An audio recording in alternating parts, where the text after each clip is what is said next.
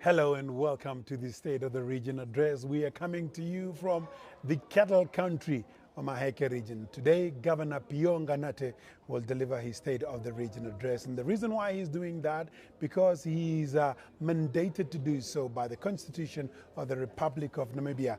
Article 110, subsection 5 says that the governors are supposed to give the State of the Region after the President has given his State of the Nation address. My name is Leslie Shiweda. I'll be your host, and I'm not alone. I'm joined by Prince Philip, all the way from Vetvlei, right here in the Omaheke region, to be able to break it down and preempt as to what the governor will talk about and some of the challenges or highlights that are here in the Omaheke region. Good morning. Good morning, Leslie. How are you, my brother? Well, we're very well. You from Vetvlei. For a lot of people, it's a town that is just passing by. What is in Vetvlei? Les, I was born actually in Vetvlei, Okay. but as a young child, as a toddler, my parents moved to Windhoek.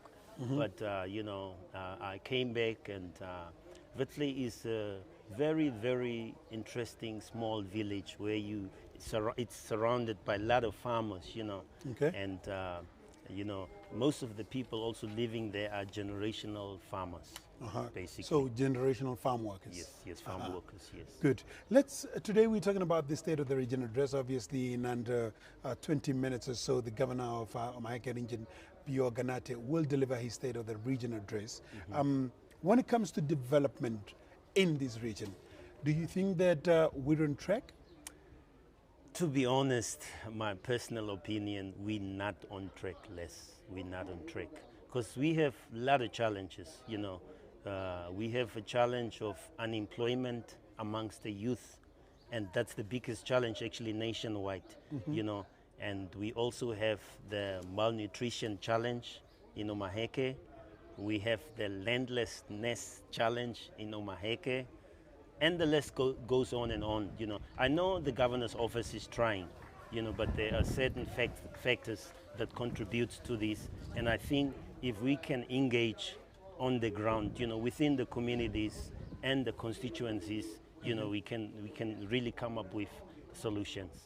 Yes. You are saying that we're not on track, but let's have unemployment as one of the challenges that you've mentioned as a point of departure.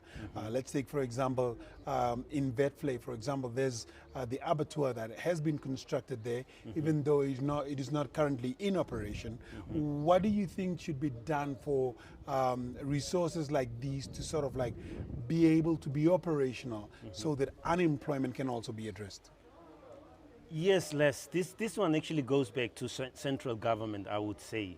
Central government, if they could really have a serious look at this, the Vetvlei abattoir, to invest maybe another millions, to get this running. Because, as I've said, the unemployment rate in Vetvlei is so high. If I give you the figures, it is shocking, but it's reality. We need to be real.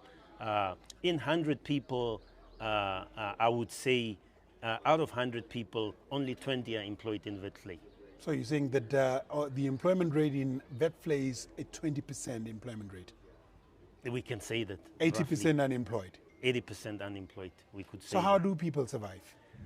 It's tough. It's tough. We have a mine there, copper mine. We have the police station.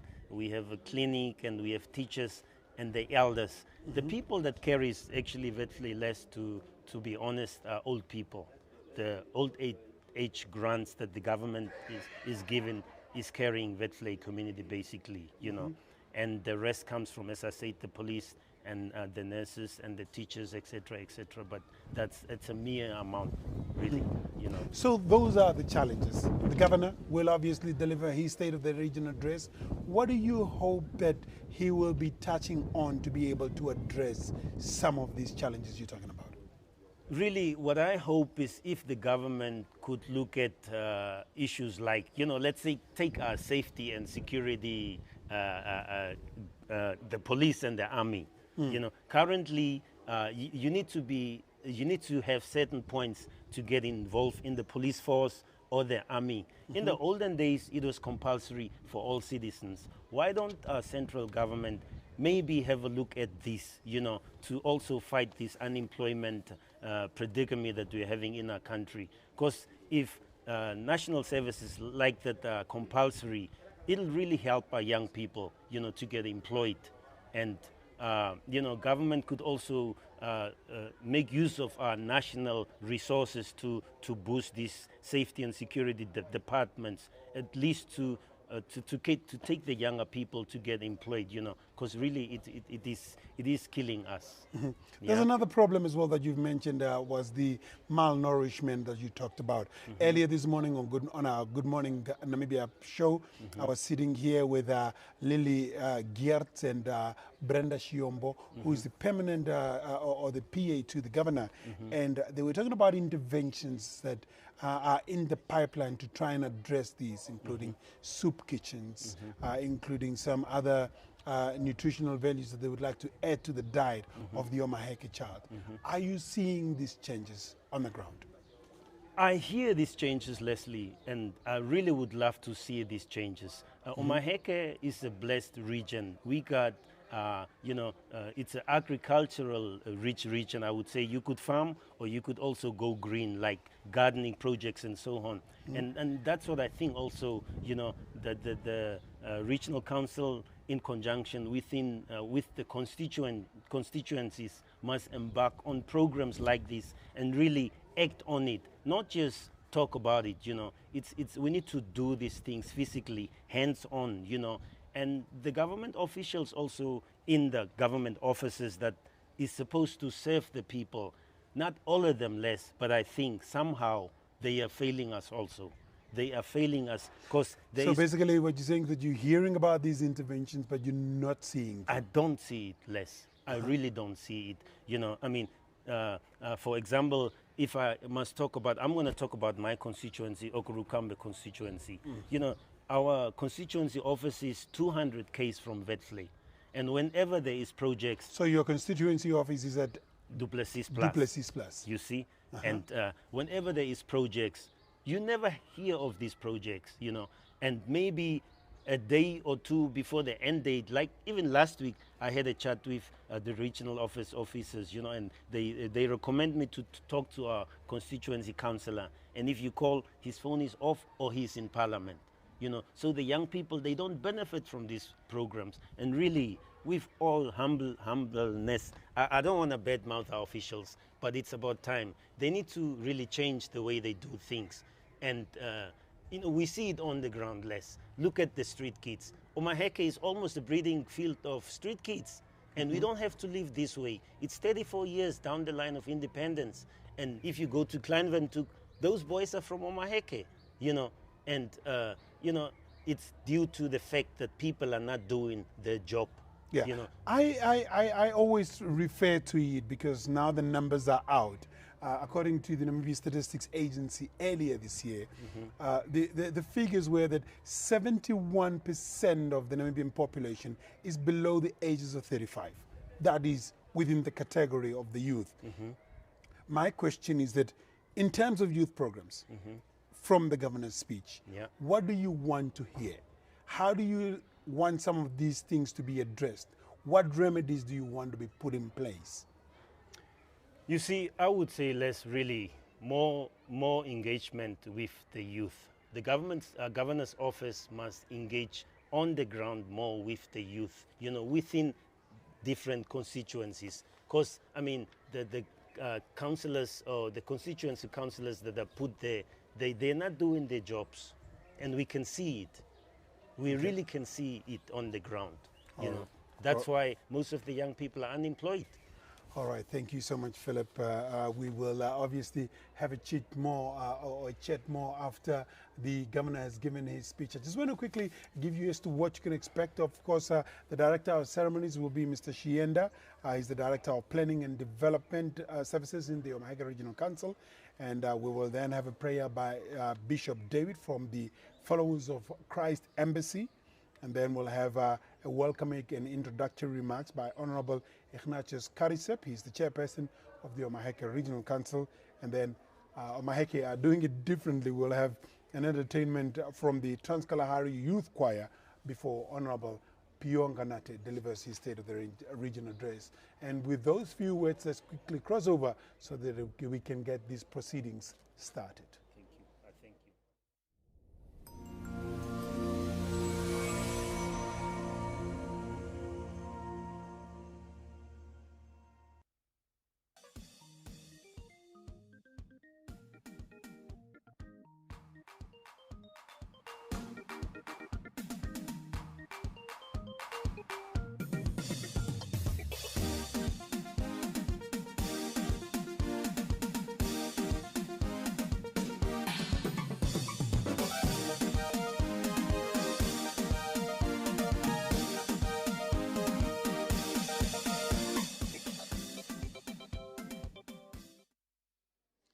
Thank you very much. Ladies and gentlemen, good morning. Good morning, the chairpersons of Omaheke Regional Council, Comrade Ignatius Karisab, regional councillors from respective regional constituencies, Honorable Governor, Honorable Pijoo Nganate. This is an event that has been convened to signify an important activity within the calendar of the Regional Council, where the Governor is going to present a State of the Regional Address. That's why we are here. We are going to commence with the activity that we have been called in. We acknowledge the presence of former Regional Governor, Honorable Waitele. I also see the Regional Coordinator for SWAPO Party, the clusters, security clusters, they are also here. Ladies and gentlemen, we will have to rise for the anthem.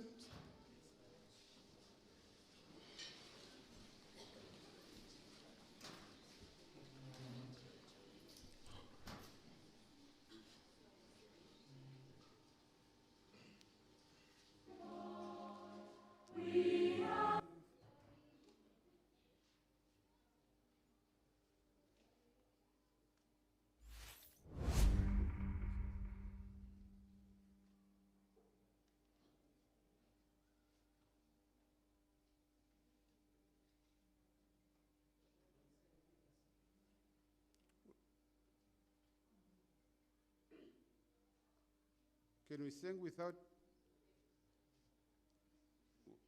Let's start with the national anthem.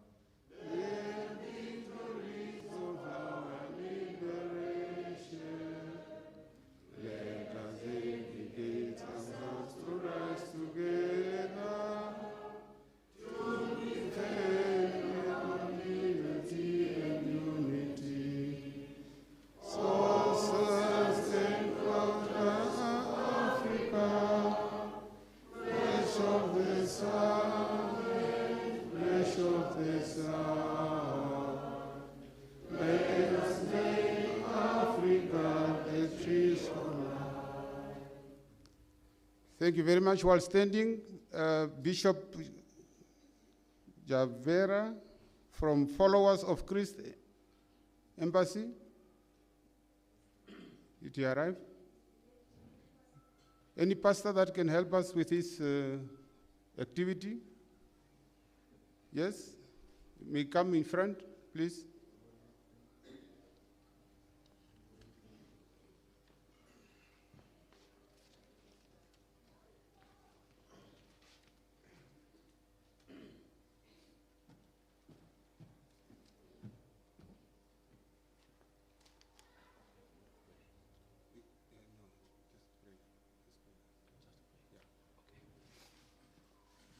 Let us pray together.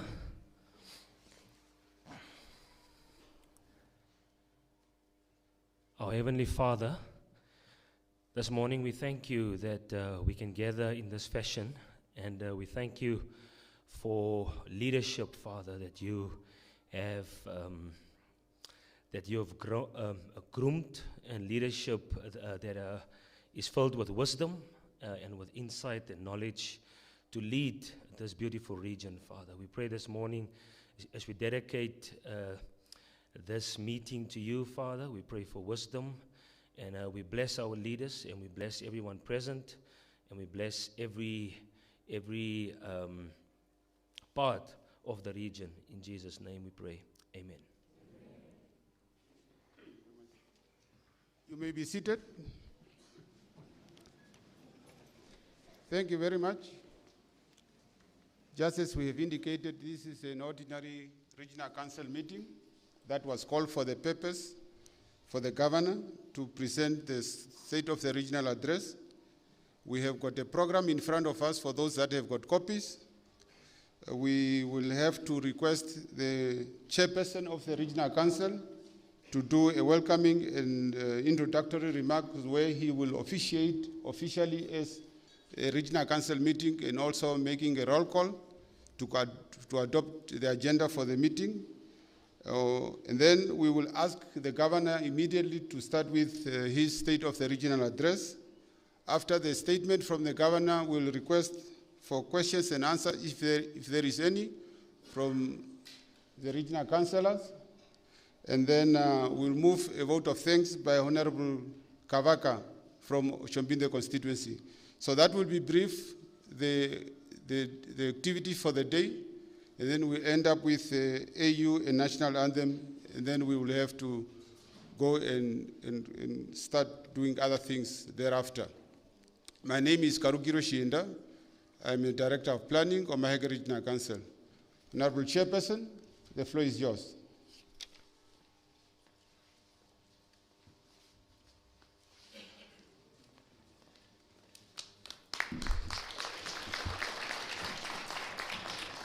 Thank you very much, Director of these proceedings.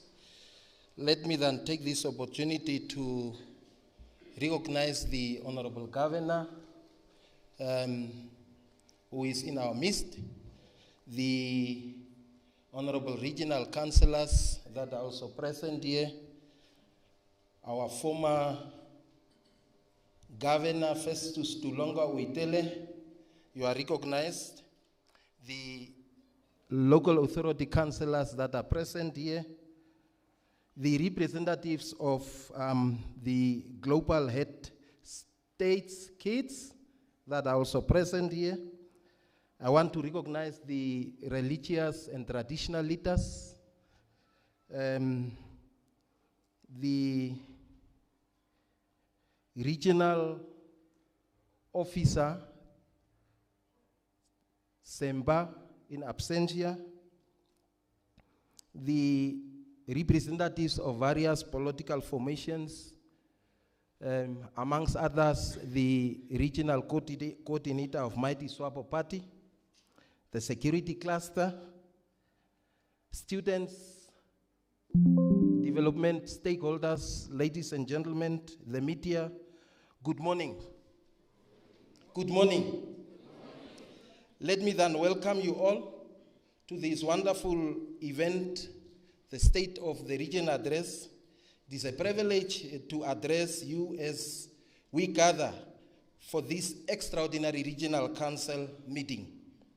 I extend a special welcome to the Honorable Governor of the Omaheke region, Honorable Pijoo Nganate, who will be delivering the State of the Region address in accordance with the Article 110A of the Namibian Constitution. This article mandates the governor of each region to deliver an annual address on the state of the region, outlining the achievements, challenges, and the future plans. Today's gathering is not merely a formality, it represents a crucial moment in our ongoing efforts to strengthen governance and community engagement in Omaheke. The State of the Region address offers us a vital opportunity to reflect on our accomplishments, address our challenges, and chart a course for the future. We are united by our shared commitment to the development and well-being of the Omaheke region and its people. As we convene, it is essential to recall the significant declaration made earlier this year by the late President Dr. Hake Geingob, who, in his final New Year's message, proclaimed 2024 as the year of expectations. This declaration embodies a vision of hope, progress, and transformative change. Inspired by President Geingob's unwavering dedication, we come together today with renewed determination to fulfill the promises of this pivotal year. However, we must also confront the serious challenges facing our region. Chief amongst these is the ongoing drought, which has severely impacted our communities, exacerbating socioeconomic disparities and threatening many livelihoods. In this context, agriculture remains both our future and our foundation. Omaheke's identity and economy are deeply rooted in agriculture, which is crucial to our region's prosperity. The drought challenges our agricultural productivity, but also underscores the need to innovate and invest in sustainable farming practices to secure our region's future. In addition to the drought, we face ongoing challenges related to service delivery, infrastructural development, and governance at both regional and local levels. These issues require coordinated and collaborative efforts. Honorable Governor, Honorable Regional Leadership, and all stakeholders, including the central government, have crucial roles in addressing these challenges. Overcoming these obstacles will demand not only strategic guidance from our regional leadership, but also the active participation and support of all community stakeholders and beyond. Honorable Nganate, your presence today underscores your commitment to addressing these challenges head-on. By delivering the State of the Region address, you reinforce our collective goal of fostering a prosperous and equitable community. As we listen to your address, let us be guided by optimism and a spirit of collaboration, aligning our efforts with the expectations set forth for this year. In closing, I extend my gratitude to all who have worked diligently to make this meeting possible. Your dedication to the public service is deeply appreciated. Let us now proceed with this day's agenda, united in our efforts to enhance prosperity and quality of life for all residents of Omaheke, with a steadfast focus on strengthening our agricultural foundation.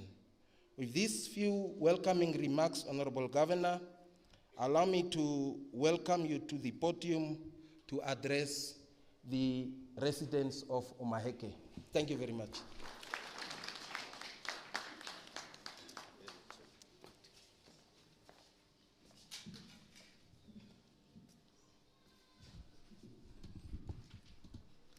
Thank you very much. You may be seated.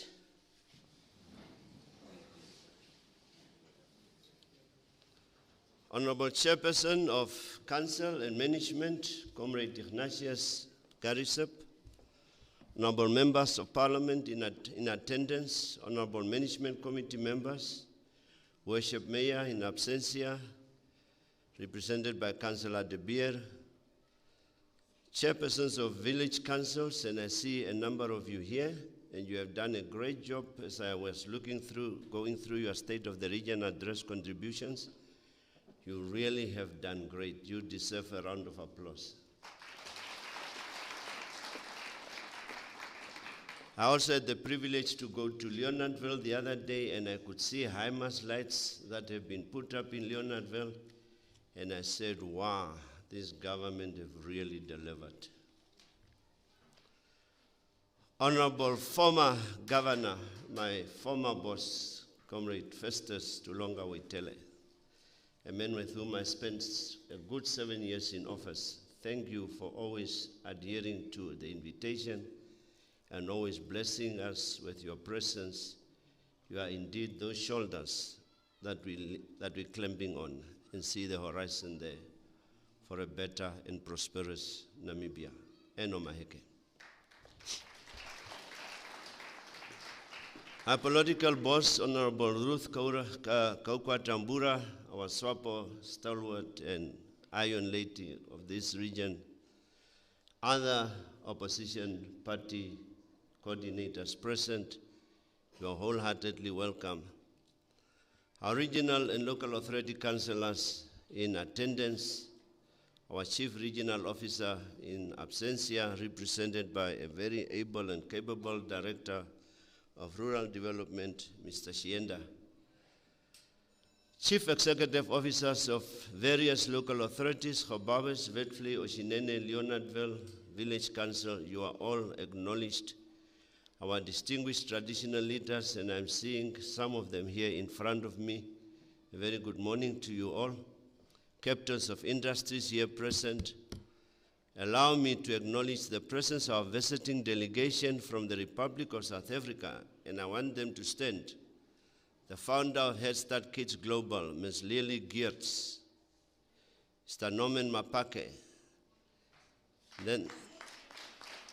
and then the Chief Executive Officer of DSM, Mr. Dlamini, and Ms. Teresa. These people came all the way from South Africa. We went to South Africa to benchmark as a region, and they responded to our call, and here they are. And we hope that during the 3 days that they will be here, beautiful things will be unfolding in Omaheke, and when our hope will be renewed. Thank you for having traveled all the way. And of course, my wife, what can I do without you? Thank you for being here. As the person who knows how many tears I'm crying, how many nights I'm rolling around, how many dreams I do have for this region, I can always share it only with her. And the other day she joined me, or not she joined me, but together with Mr. Kavari, our Deputy Director of Education, whom I'm also seeing here, welcome, sir. She was addressing the grade 11 and 12 on trying to motivate them to do better. And that's good. When I became governor, she said, we are all governors now. You're really fulfilling your role very well, my wife. Ladies and gentlemen, members of the media, good morning to the residents of Omaheke, and by extension, our whole country. I stand this morning afore the Namibian nation to deliver my 5th State of the Region address, and technically speaking, my last State of the Region address. That's technically speaking.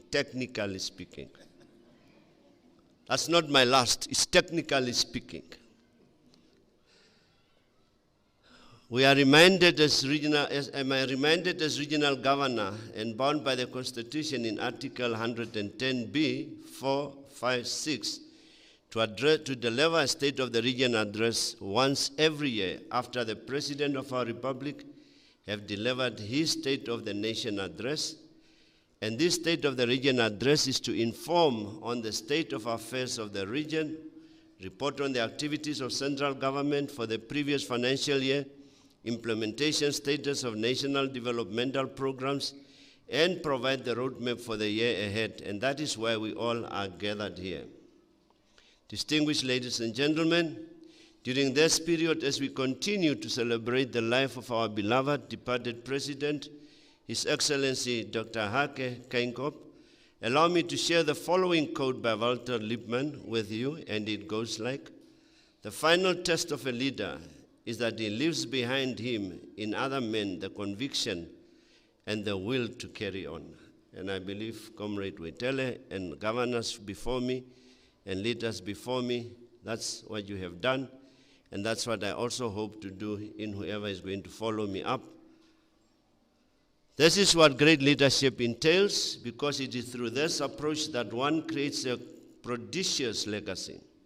Having dedicated his life since his youth to be of service to our nation, our late departed president remains a towering figure in our journey towards independence and our democracy. As we remember and honor him, we therefore continue to find solace in the fact that he helped lay the foundation upon which others may build a prosperous Namibia. As a nation, we bear witness to this through the transition and leadership, which have seen our new president now, His Excellency Nangolo, leading us with conviction, providing the much-needed guidance and hope that the nation requires. And I believe after Nangolo that our next female president will take over and carry same. Fellow Namibians, the State of the Region address is dedicated in honor of the legends of our Namibian revolution, our heroes, present and future youth of our beautiful country, Namibia, and I'm happy to see so many young people here in attendance. This State of the Region address, it's about you, the torchbearers of tomorrow. The last 4 years, we reported on various challenges, achievements, and prospects of the region. The question you will perhaps ask is whether we have achieved what we have set ourselves to achieve. Some people may say yes, some may say no, but I'm saying yes, we did. And I just want to pause by saying that I had the other day a German delegation here that on an exchange program with schools in Omaheke, and she was telling me, "Governor, you are only 34 years old as a country. We are much older than that. Your democracy, the peace and tranquility you're enjoying in this country is testimony that you're on the right trajectory as a country." And sometimes we are too hard on ourselves. That's why our late president always used to say, he wished he can take us all on a bus and tour us the world so that we can come back and reflect on what we have, and our song will be different. Now, we will continue with the developments that we have been doing to respond to my yes question. Honorable Chairperson, fellow Namibians, I'm cognizant that we are faced with many challenges, but despite these countless challenges, our sub-national and national government has done and continues to do its best to deliver on the promises we made to our people. It is with this in mind that I state with conviction that yes, we will deliver more, expect more. We will deliver more, expect more from this government. Whether at local level, whether at regional level, whether at national level, we will deliver more, and you must expect more. A term which serves as the theme for this year's State of the Region address. However, to do so, we'll have to continue holding hands, to continue standing together, to pull in the same direction for the common good of all people in our region, to embrace the spirit of inclusivity, adherence to systems, processes, and institutions as advocated by our late President, Dr. Hake Geingob. May his revolutionary soul rest in power. Distinguished ladies and gentlemen, this year's State of the Region address is baptized as the journey we traveled towards a prosperous Omaheke region in reference to all our addresses. I therefore repeat that development is a journey and not a trip. We all know that a journey is expected to have challenges such as the global economic recession, COVID-19, and the severe impact of climate change that the chairperson now alluded a while ago to, the continuing drought which continues to rob the region of its much-needed income and the residents of their livelihoods. It is no secret that we were knocked down, but we refused to remain in ashes. We refused to pity ourselves. We stood up on business and we worked around the challenges. We became more creative, more resilient, much more humbler, and I like that one, much more humbler, and more responsive to the needs of our people. It is through this resilience and innovation that as regional governor, I invented the Governor Service Delivery Days, which bring us closer to the service delivery needs of our people, giving us an opportunity to celebrate small things done by ordinary people with great love. While I was preparing this State of the Region address, someone texted me and said, Governor, in your State of the Region address, please talk about love, talk about care, talk about us greeting each other and not passing by each other. And that man's name is Malo. He stays in Beitepos. That's one man who would bring vulnerable people to the office of the governor and say, Governor, how can you help this person? Including applying for some of them for citizenships who have been staying so long here in Namibia, but without any documentation and can therefore not get any assistance from government in terms of pensions, grant, and so on. That's why I'm saying that I'm celebrating those small deeds done by small people in an ordinary manner. During my last State of the Region address, I called on us to embrace the spirit of Ubuntu, to care more for one another, and I'm proud to mention that both communal and commercial farmers, as well as the corporate world, heeded to this clarion call by donating food, wood, and other items to soup kitchens.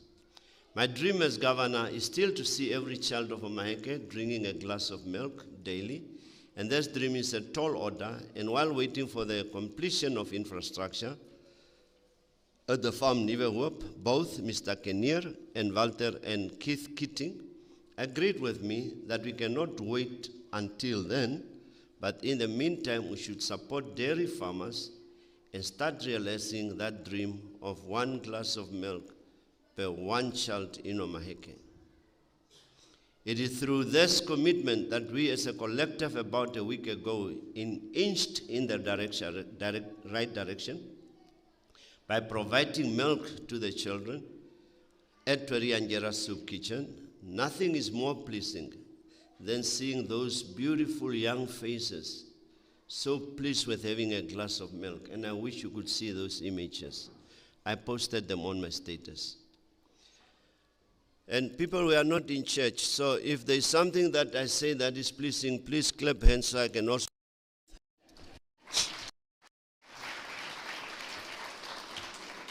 Even in church, we clap hands and we say, Amen. And the church says, Amen. I'm therefore inclined to state that although we navigate through tough terrains, considering the numerous challenges we face, we could do small things with great love, as per Mother Teresa's motto. This is what we should strive for as a region and nation, because it is with these small efforts that we may become a self-sustained, united region. It is necessary, sincerely, through these efforts that we may no longer experience generational poverty, but rather generational wealth. I strongly believe that this is possible. And for as long as God watches over this city, over this country, as a nation, we will become, as a nation, impossibilities will become possibilities. I hope you all have read that part in the Bible, that unless God watches over the city, in vain are the watching men watches over it. So we need God to watch with us over this country. Fellow Namibians, distinguished invited guests, I stated this year the State of the Region address is termed "We will deliver more, expect more," and continued on the question whether this is what we have delivered and whether we have promised you a citizenry and have adhered to your promise. And I said the answer was yes. Having said that, allow me to, at this August House gathering, highlight some of the efforts made by the Office of the Governor through collaborations with development partners in an effort to fulfill our promises to you. Our most referred stakeholders, the Office of the Prime Minister, through the Drought Relief Food Supply Project, donated monthly food rations since October 2023 to date. The Rani Group of companies provided scholarships to over 50 learners to commence with studies at VTC, COSDEC, NAMCOL. Similarly, the Rani Group of companies donated wheelchairs that we distributed to the hospital and to the entire community of Omaheke. The Chinese Embassy donated 100 blankets that we gave to vulnerable people to help them against winter. The Kamakupa Fishing Company sponsored and donated winter clothing to vulnerable groups within our community. Enterop Finance donated food parcels to help feed minority families. Hobabes Toyota donated a branded vehicle, I hope it's standing somewhere here, toward the Feeding the Region initiative. Mega Safe, our wholesale here, is donating fuel to the amount of $2,000 monthly. That is fueling that car. The Kavekotora Hacienda family, and he's there at the back, is a small farmer within our region. He donated beans for soup kitchens and other products, and he continued doing so. We remain indebted to you, Mr. Kaveterwa, and your lovely wife, the CEO of Oshinene Village Council. Constituency communal farmers donated vegetables and legumes for support towards the soup kitchen. Mr. Keith Keating, together with Mr. Kenier, donated or pledged 10 cows, dairy cows, to sustain the project of glass and milk per day, per child.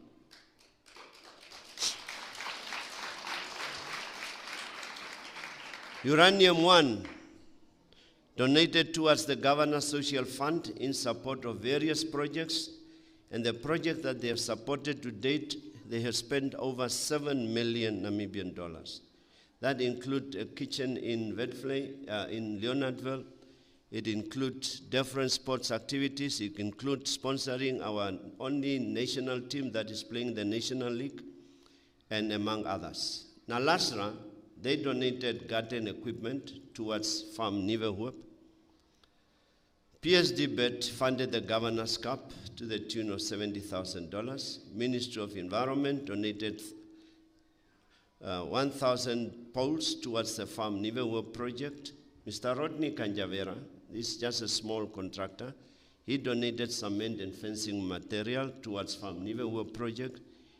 And I'm mentioning these things to illustrate to you that in numbers there is power. How each one of us, small, can make a difference. And one day when Farm Nivehoop is there, maybe not during my time, we all will remember all these humble contributions by different people. And we'll be having that farm as a food basket of this region. And with my friends here from South Africa, my brothers and sisters here, it's doable. That's part of the reason why they're also here. It is against this background that I repeat, we will deliver more, expect more, because we are but on a journey and not a trip. Honorable Chairperson, fellow Namibians, I now wish to report to you as significant stakeholders on the work done by government during the period under review by delving into our humble efforts in building this land that was given by God to our foreparents, the land that we are expected to safeguard for our children and grandchildren. That's our duty. Safeguard it for grandchildren and the current children. State of the Region address is formulated in accordance with our government's plan, the Harambee Prosperity Plan, and its 5 pillars. As is customary, allow me to commence with the first pillar, which is effective governance. The strategic focus of the Office of the Governor is such that the vision is to be a wealthy, self-sustained region, its mission being striving towards prosperity for all residents of the region in unison through an inclusive approach aimed at effective service delivery, whilst our core values as a region remain servanthood, efficiency, respect, value, innovation, coordination, equity. I'm therefore delighted to inform you that as Regional Governor, I have initiated the Service Delivery Day, as I mentioned earlier, an initiative aimed at placing service delivery as a priority whilst allocating a specific date to it. This further entails that we are expected to roll up our sleeves, engage our communities at grassroots level, and be deliberate about service delivery. We cannot compromise on service delivery. Against this backdrop, the Office of the Governor, staff members, other line ministries are visiting communities within Omaheke on a selected day to engage various communities on socio-economic developmental activities, to collect data, to deliver food parcels as soup kitchens in an effort to ensure that those at grassroots level are attended to. We have recently commenced with a glass of milk per child initiative, an initiative geared towards boosting nutrition. The Oshinene Village Council was proclaimed a local authority in 2011. The town's total population is estimated at 6,800 inhabitants, with an annual growth rate of 6.3%. Oshinene comprises of approximately 1 million hectares of town land, occupied by residents and business constituting an urban area. The year 2024 marks a decade since the Oshinene Village Council commenced operations in 2014. To celebrate this milestone, the Council will celebrate the 10th anniversary through a series of events under the theme Oshinene Chitudera. In English, it means the Oshinene that we desire. The significance of the 10th anniversary is to renewed commitment, reassuring residents of the Council's dedication to its role, enhanced synergy between the Council and the residents, the youth, the elderly, and business community, community pride, encouraging a sense of belonging and positive association with the Council, the striving to bring people together under a shared vision for Oshinene's future. In honoring the effective governance and service delivery, the Council continues to prioritize effective governance through the implementation of policies such as credit, land, street naming regulations, ensure transparent, fair, and honest procurement. The Council has established an internal procurement structure in line with the Public Procurement Act of 2015. People, Oshinene is on the move. They are on the move. They are on the move. That's the next town to be declared, next to Hobabers. In fact, Witfley, Leonardville, Beitapos, Aminus, all those have to follow as towns. We cannot have villages in our region. It's not promoting development. The Witfley Village Council, in line with the provisions of Section 3(1) of the Archives Act 12 of 1992, regulates and supervises all records management activities of all institutions in the Namibian public service. The Council, with the assistance of the National Archives of Namibia, provided a week-long training in January 2024 to its staff members on record management and the safe and secure keeping of all internal and external documents, files, and building plans, among others. This exercise was aimed at ensuring the delivery of efficient, effective service to the community of Witfley, customers, and all other relevant stakeholders to ensure public trust. In addition to aforementioned, national government has availed funds for the construction of an archive record storage room with newly procured 18 steel cabinets at a cost of $118,000 to safeguard records. In an effort to bolster service delivery and to restore confidence within our communities, the Directorate of Water, Rural Water Supply Sanitation Coordination has repaired the pipe extension of water tanker fleets and is continually in the process of procuring equipments and fleets that will facilitate service delivery. The Omaheke Regional Health Directorate, Ministry of Health and Social Welfare Services, Regional Management Team has conducted the annual staff verification, that's what we call headcount, to ensure that all staff members on the payroll are indeed bona fide employees of the ministry, that they are working for the ministry and that there are no ghost workers. The regional management team further conducted regular management meetings to address issues pertaining to service delivery. And now let us move to the other pillar, which is economic advancement. Distinguished ladies and gentlemen, fellow Namibians, the Ministry of Youth, Sport, National Service, Directorate of Youth is at the helm of youth development. As such, a lot of their work needs to go into ensuring that their programs are geared towards creating the practical solutions that are desired by the young people of our region. And at grassroots level, it is on this basis that they have established the Rural Youth Enterprise Project in all 121 constituencies. Among the 7 constituencies in our region, Hobabes, Oshinene hosted the ministry's show,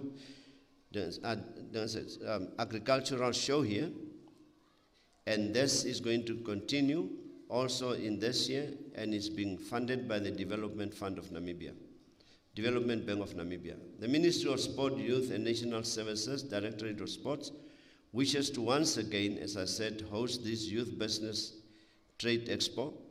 Allow me, ladies and gentlemen, to make use of this platform to invite all of you, and especially the youth, to partake in this Youth Business Trade Expo, scheduled from the 28th of November to the 1st of December at the Lahare Stadium. I'm further delighted to report that under the Namibia Youth Credit Scheme, the ministry trained about 20 youth beneficiaries from all the 7 constituencies within our region.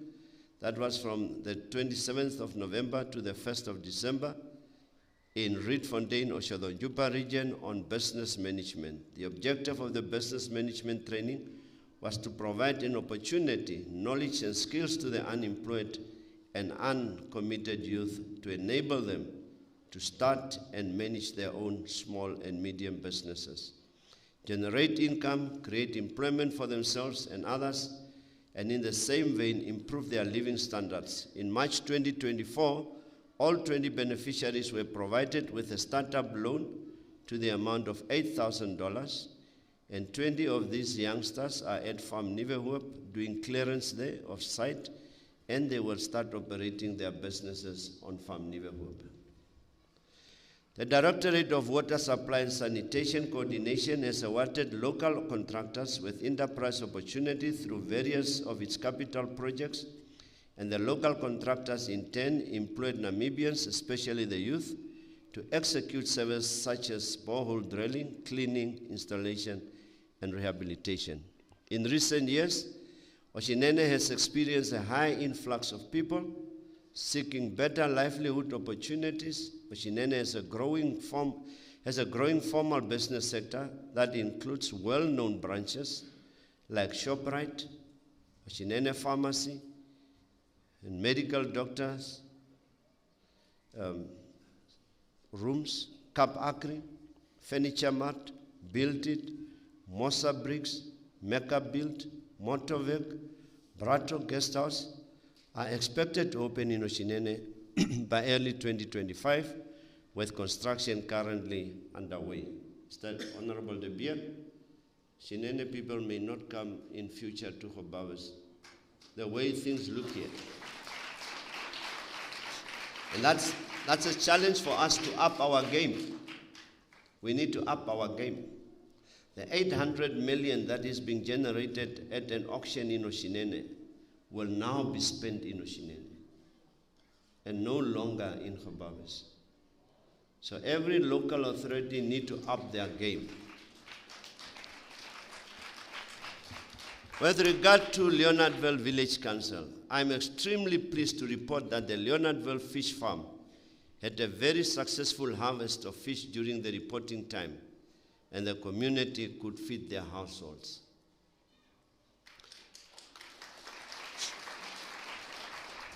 Council have acquired funding through the National Planning Commission, which is earmarked to assist with the operation of the fish farm.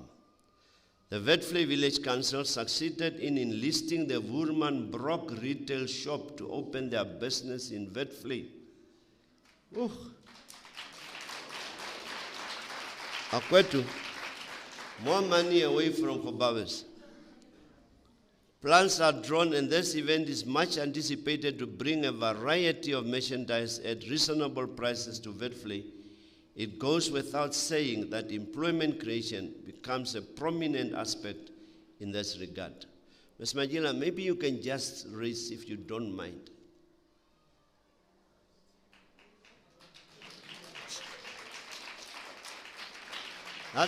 That's the CEO of Witfley Council. And unfortunately, she's on her way out. But she made sure that she's not leaving the town empty. She has to leave a legacy. Thank you very much for your service. Additionally, a copper smelter plant is in the negotiating stage of purchasing land from the Council of Witfley after having plowed more than 1.6 million in rental and infrastructure, and now having employed 16 people at the smelter. We have a smelter, copper smelter plant. My friends from South Africa, if you know people who want to invest in that business, tell them at Witfley there's a smelter plant.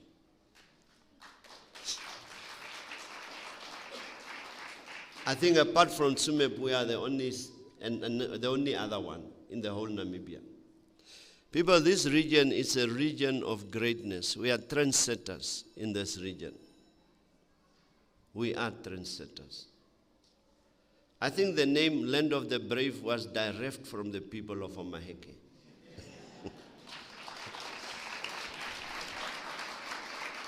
Chairperson and honorable members of council, fellow Namibian, distinguished ladies and gentlemen, I will now tackle the next pillar, which is social progression. I wish to commence with the Omaheke Regional Council with specific focus on rural sanitation under rural development. And ladies and gentlemen, the Regional Council completed a total of 44 toilets, and progress payment was made to the tune of 539,000 and processed during the period under review, with Aminus, Kalahari, Oshinene having 12 toilets, while Epukiro, Oshibinde 4 each. The Directorate of Water Sanitation Coordination constructed also an additional 4 toilets in Oshongwe in Aminus constituency. And with respect to the provision of housing, I want to report as such that the breakdown for the decentralized Build Together program is as follows. Epukiro built 11 houses, Talismanes 13, Aminus 23. Further, under the drought relief program, the Omaheke Regional Council, through the Directorate of Disaster Risk Management in the Office of the Prime Minister, received a 9-month allocation of 103,000 bags of maize, meal, each 20 kg, 399,000 tinned fish, 400 gram each, 103,000 bottles of 750 milliliter cooking oil, and that was from 1 July 2023 to today, March 2024. This allocation includes marginalized communities as well as malnourished households. The region started with distribution of food rations to the most vulnerable and drought-affected households on 6 September 2023 and has thus far covered 19,000 households, 19,000 households across all 7 constituencies. People, what it means, is that our government is giving to 19,000 households, not individuals, food rations, trying to feed our people, trying to fight hunger, trying to fight poverty.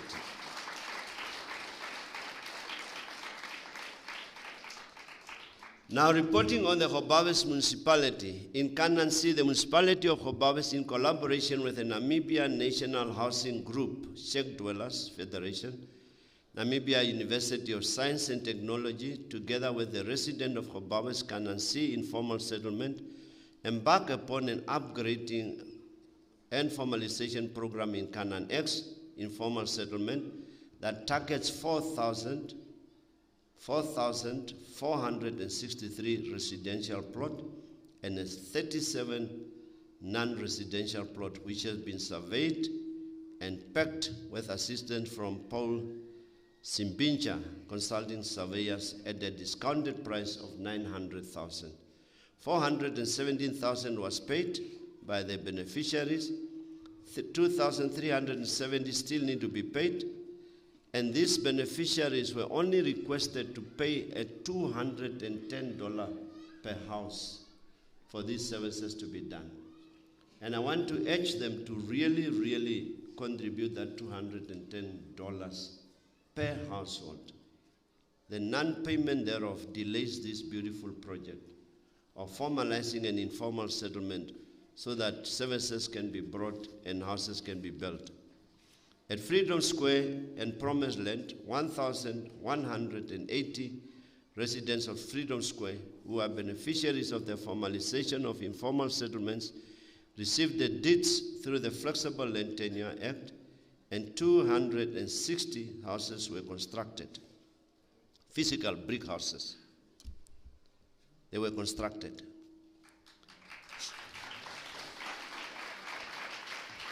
100 plots were serviced by the community, with support from the Gobabis municipality, and to date, 350 residents installed prepaid meters, and recently 130 prepaid water meters were handed over, and I witnessed that handing over, and that was done by the Sheikh Dwellers Federation in conjunction with Selavip. That's part of 400-meter water meters, which will be rolled out this year. Sewer connection has been done to over 80 houses, and residents already started with the construction of ablution facilities. Now, for those of you who are maybe staying far from development in town, every year, and even this week, there were people from Botswana coming to look at the informal settlement of Omaheke, Gobabis, and say, what is it that you're doing different? We had visitors from South Africa, from Uganda, from wherever in Africa, all of them coming to learn from us. But as I said, sometimes we're really too hard on ourselves. We stand too close to the wall and do not see these beautiful pictures that we have been painting as a region. The Gobabis municipality allocated land to the members of the Sheikh Dwellers Federation of Namibia in Nossobel for the provision of housing for its members. The municipality further urges all residents in the informal settlements to cooperate with council in its quest to mitigate the housing shortage in Gobabis, and to please join savings groups under the Namibia Housing Action Group. Concerning the Build Together program, 12 Build Together houses in Gobabis were completed. Yes, were completed and still have to be installed with water and electricity.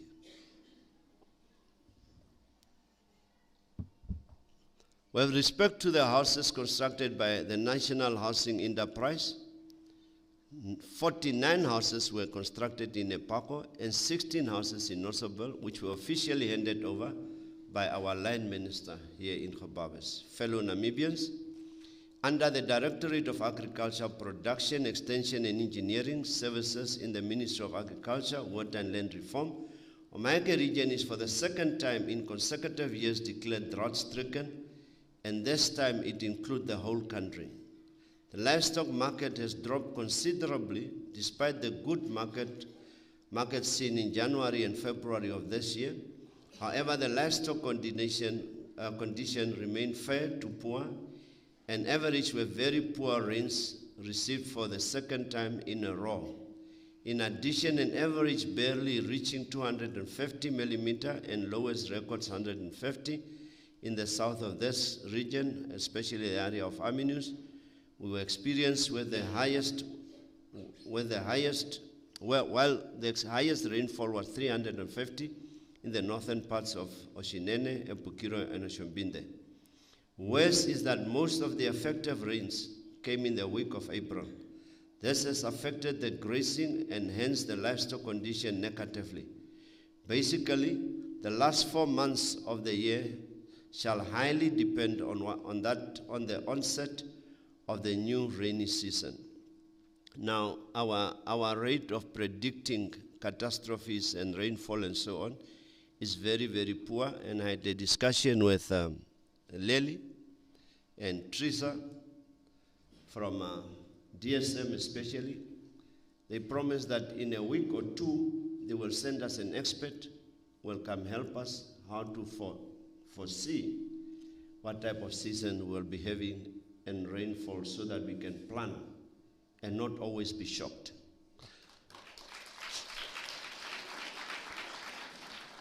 People, there is power in partnership. That's why our former president used to say that Namibia is a child of solidarity. Thank you very much, DSM, for reaching out to us. Amidst this difficult period, we are positive in that drought subsidies have kicked in as from the 1st of April 2024, which include livestock marketing, transport to grazing, lease of grazing, leaks and fodder, which we are all claimed at increased rates through the Ministry of Agriculture, Water and Land Reform. In addition, the government has added the leaks and fodder delivery at the agricultural development centers in the region. When government said we heard you, some people were making it a mockery. When you complain that the leaks, the fodder must be added to the drought relief, government heard you, and they did so. We are having a government that is responsive and that listens to its people. And again, with DSM, we're looking at coming up with an initiative that would be more practical to the region of Omaheke and not generic. I do not know those terms, but they were talking of maybe a block, a leak block that contain all the nutrients that the animals have. But it's a journey that we have to embark on. And in 2 weeks' time, we'll start sitting around the table and work out these interventions. I have to implore the Ministry of Agriculture, Water and Land Reform to ensure that this subsidy continues throughout the remainder of the year or until the rainy season starts. The Ministry of Agriculture, Water and Land Reform continues to implement the dry-land crop production program and the comprehensive conservation agricultural program in Omaheke region. Under this project, the total area of crop production dropped from 500 last year to 300 hectares this year. Near 95% crop failures were recorded in Omaheke region, and farmers followed their land or turned the field into livestock feed. The region received 14 tractors with matching implements through Namibia Agricultural Mechanization Project in an effort to create employment. A total 33 implement operators were trained and only 9 were utilized due to the cropping season. Honorable Chairperson, I have good news for you.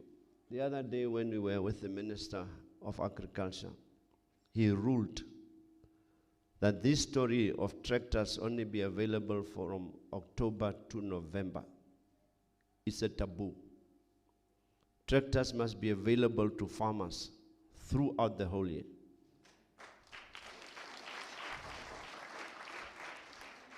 He said that the tractors can not only be functional 2 months of the year, and the rest of the months they are collecting dust.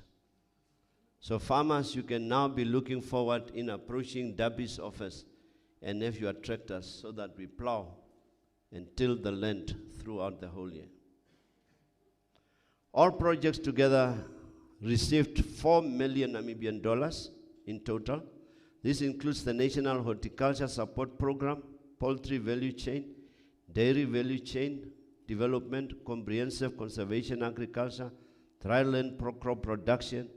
Over 400 farmers have benefited from these government projects in the past financial year, of which 256 were females.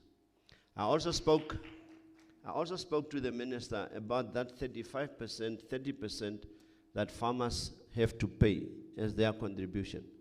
And he is in agreement that he will look at the model where how the most vulnerable can be exempted from paying that portion, because he denied people to access that funding.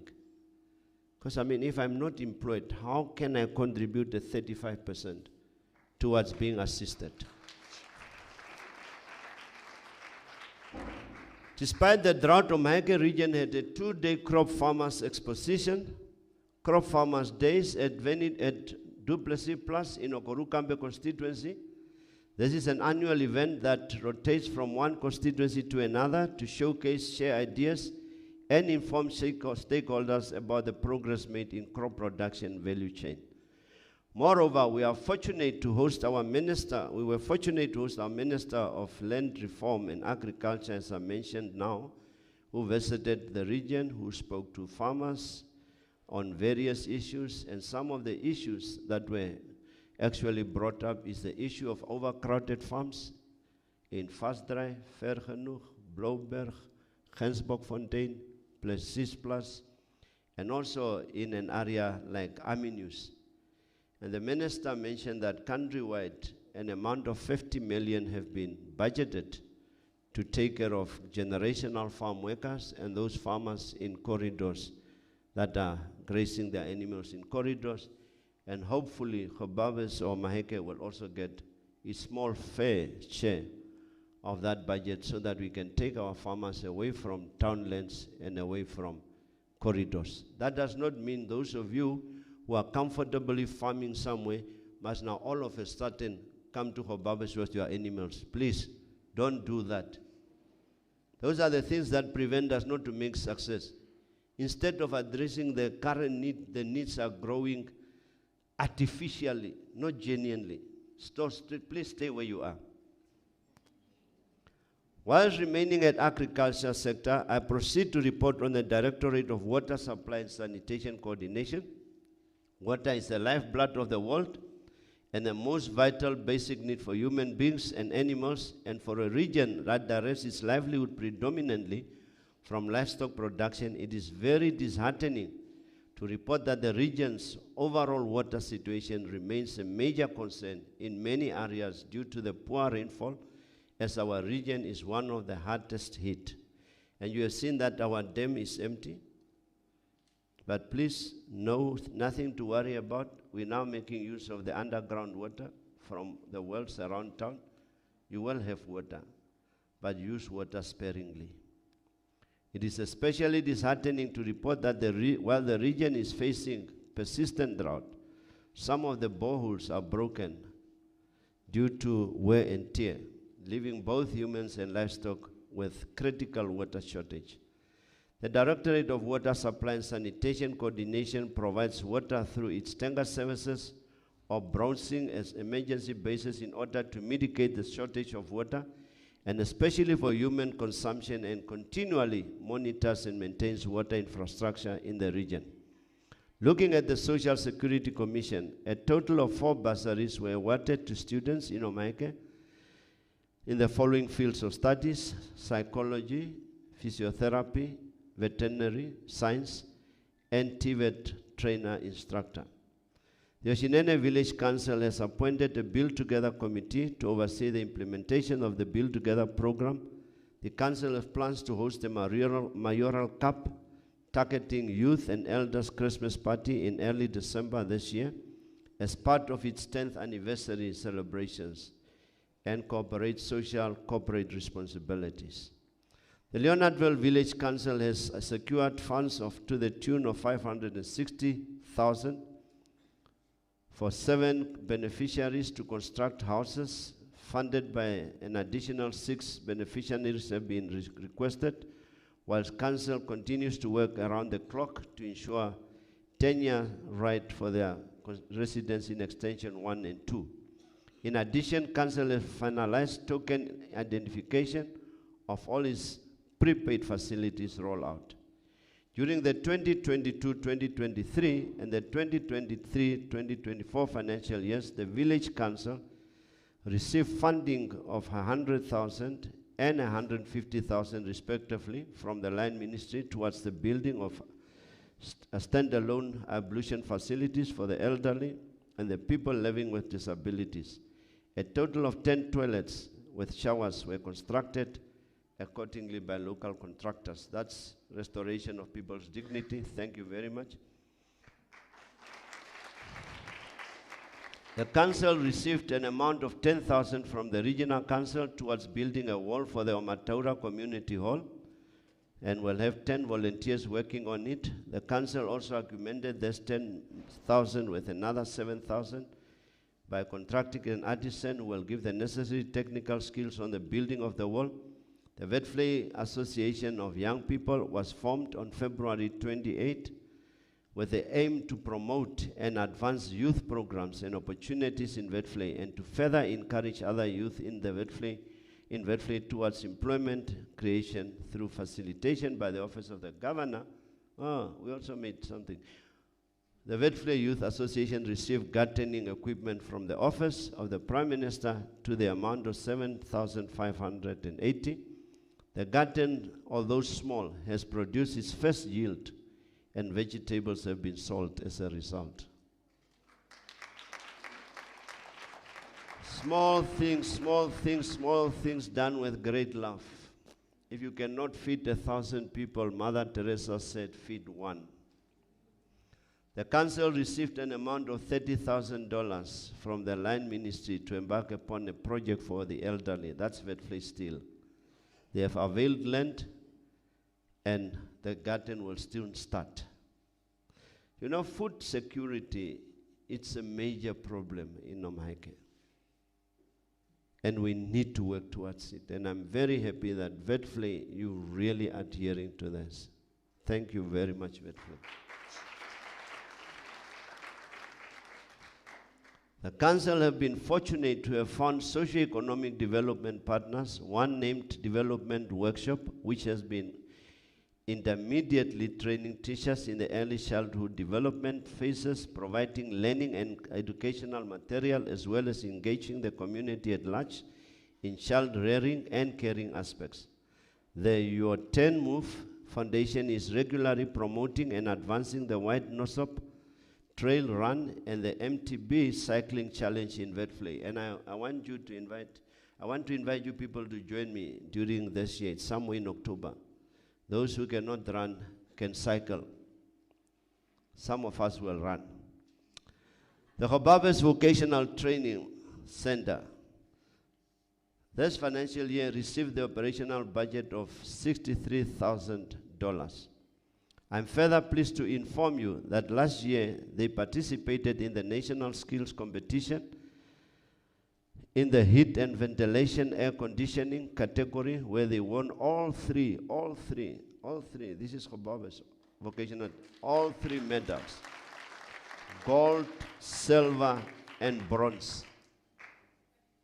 They were very selfish, but selfish in a very beautiful way. The gold medalist is set to represent Namibia at the World Skills Competition in France. Imagine someone from Omaheke in France from 9 to 16 September this year, accompanied by 2 of its trainers.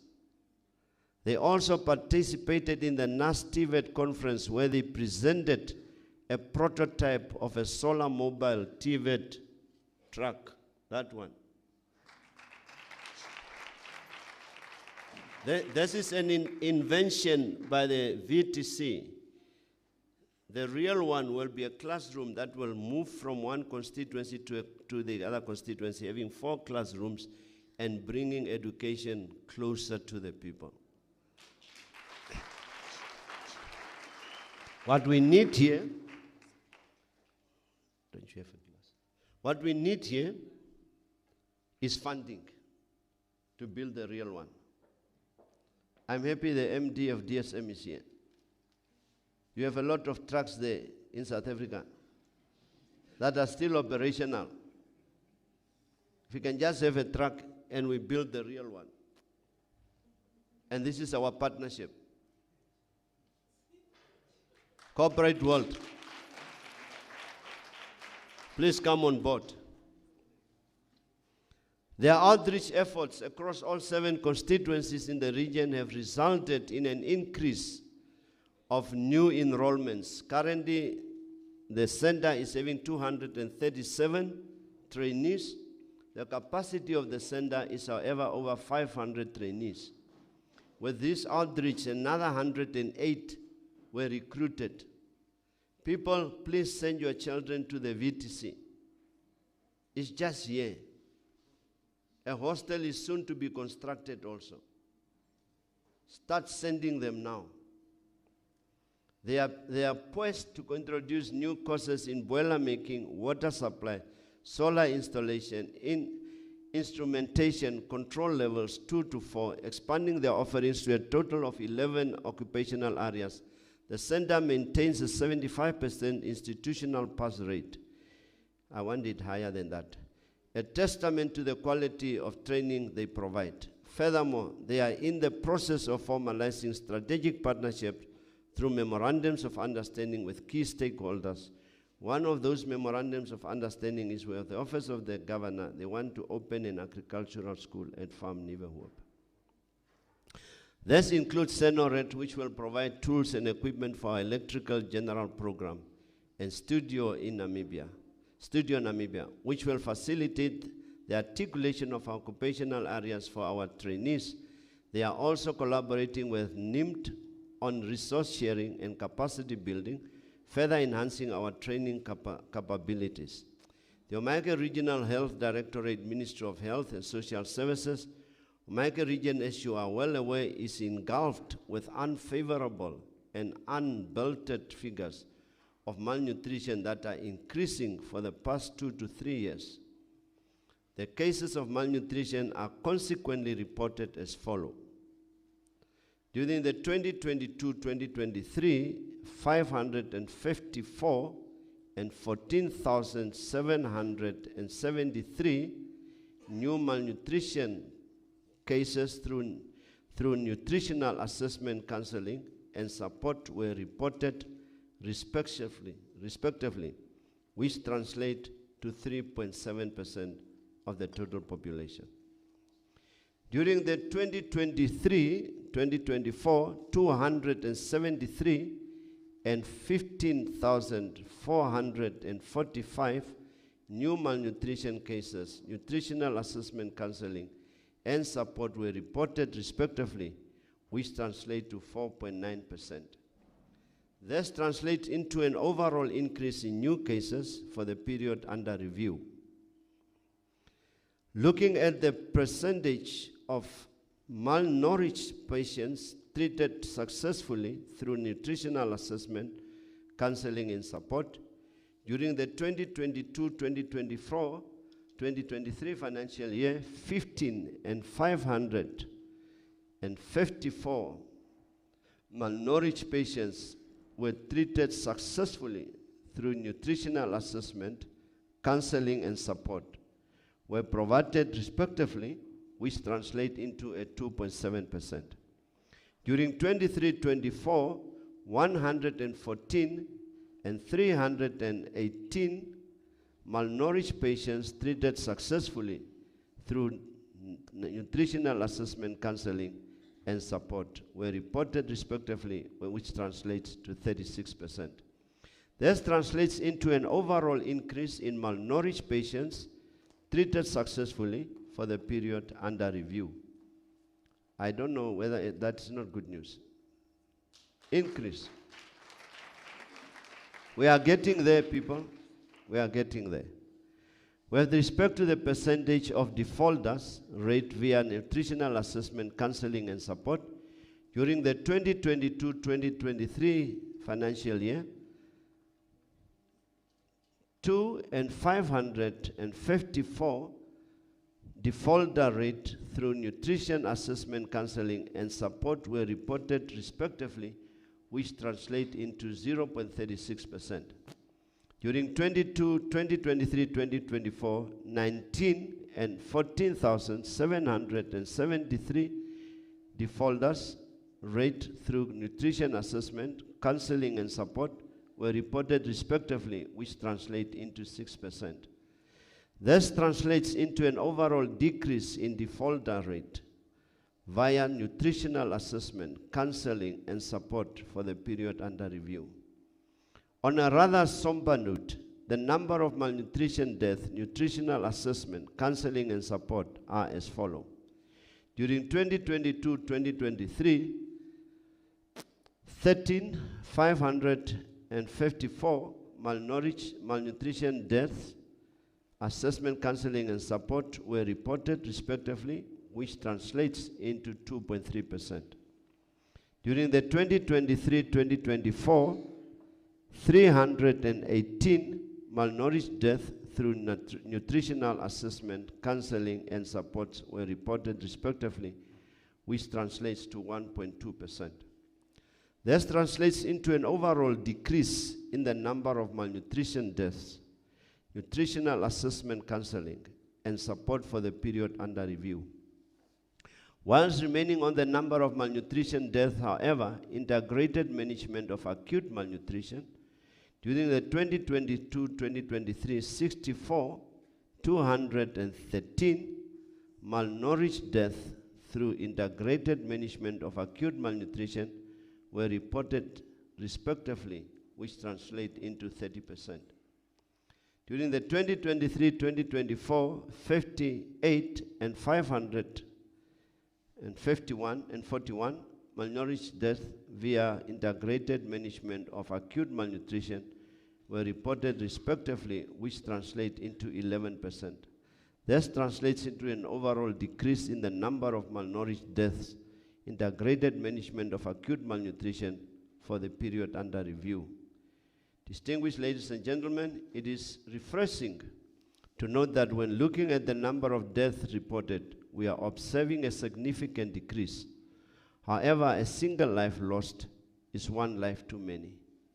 It is for this very reason that I opted to speak about the issue of malnutrition, and the reason I kept reminding us all about the significance of creating sustainable mechanisms that may assist us in averting malnutrition. With that in mind, I'm pleased to inform you that we have in our midst a delegation, as earlier mentioned, from the Republic of South Africa, who have taken time out of their busy schedule in order for them to grace us with their presence. Now, allow me to provide a brief background. The Office of the Governor was approached by Head Start Kids Global, and it happened through the State of the Region address that they came to know about our cases, and then they sent us an invitation. It's a charitable organization. It's based in Gauteng province of the Republic of South Africa. In their letter, they alluded to the concerns I raised with regard to the State of the Region address of 2023, and further expressed interest in assisting the Omaheke region in this regard. Now, if I were you, I probably would ask the question, but what did Head Start Kids want to offer the region from a practical stance? And to answer that, allow me to relay as to what they offer. Head Start Kids core offering is the provision of a daily 1 gram sacket of a micronutrient powder. I hope there is one. No one having one in the back, in your pockets. It's like a small sacket of powder. They will get it. We'll show you as we go on. With a nutritious daily meal, which may be crucial, they in addition have an integrated program that involves deworming. I also never knew that people need to be dewormed. I was for the first time in my life dewormed while I was in South Africa. Deworming product, education and training, and it's for this reason that we would want to partner with them so that we can expand our efforts towards the evasion of malnutrition. Comrade Moses Berira. Tomorrow they will be training our task force team on malnutrition and some community healthcare workers on how to use this product. And they promised me, they showed me pictures, and I was also in South Africa, together with Honorable Kavaka and Mr. Semba. They showed us pictures on how this, in 4 weeks' time, can totally turn around the fortunes of a malnourished child. And the beauty is that you can put it on your normal pap, that small socket. It puts back all the necessary nutrients that there is not in the current pap that we are eating.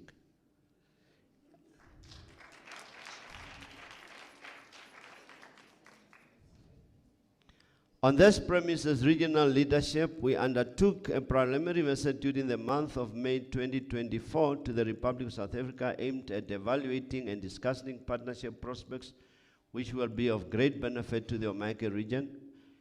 We toured projects, ECD centers, clinic production, and processing plants. This visit has now culminated into a reciprocal one, which have seen DSM, Firmenich, one of the strategic partners to Head Start, a leader in innovation, nutrition, human and animal. They are now in Omaheke. You have seen them. You have seen Mr. Dlamini. Mr. Dlamini, maybe they haven't seen you. You did not stand properly. You and Ms. Naidu, please. These people are the solutions to our animal feed and human feed.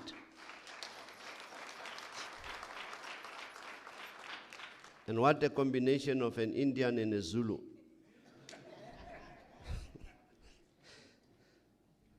That's a joke. That would look into our needs as drought-stricken region and one affected by malnutrition in order for us to craft sustainable mechanisms that will deal with these issues holistically.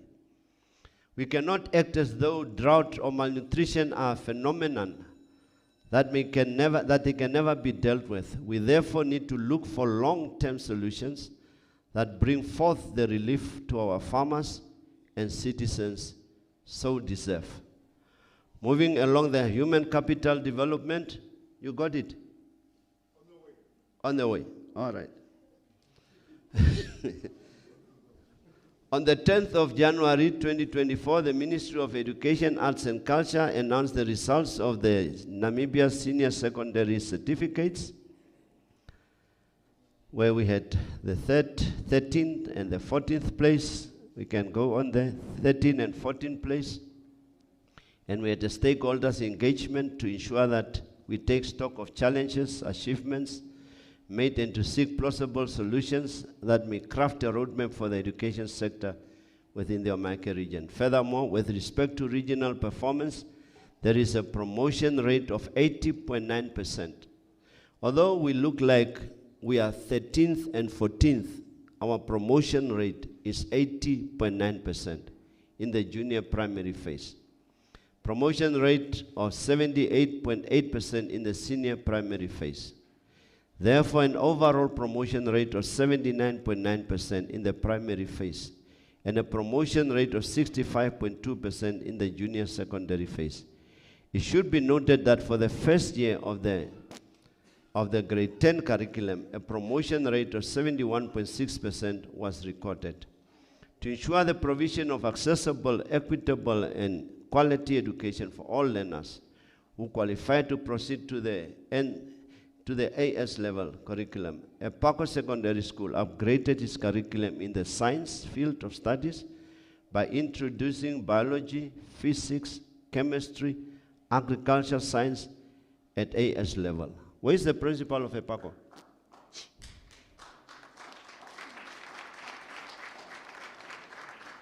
You see, people, that the principal of Pijoo is going into the field that no one wants to go into. Ms. Dokosho, congratulations, you and your teachers. We cannot just be comfortable with history and geography every year in and out. We have to go into these fields also.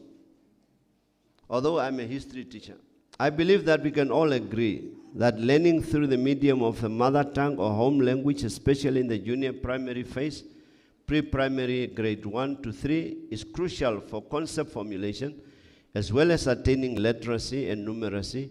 It is with this in mind that the Kwekwe Kobab first language was introduced at the beginning of 2022 at Remorses Primary School as a predominant local language. I'm further pleased to report this August gathering that all the inspectors of education, chief education officers, senior education officers visited all schools as part of the regional intervention strategy to improve results by way of establishing one-to-one discussions with the teachers in order to create an academic target setting, as well as to ensure that personal development plans are formed.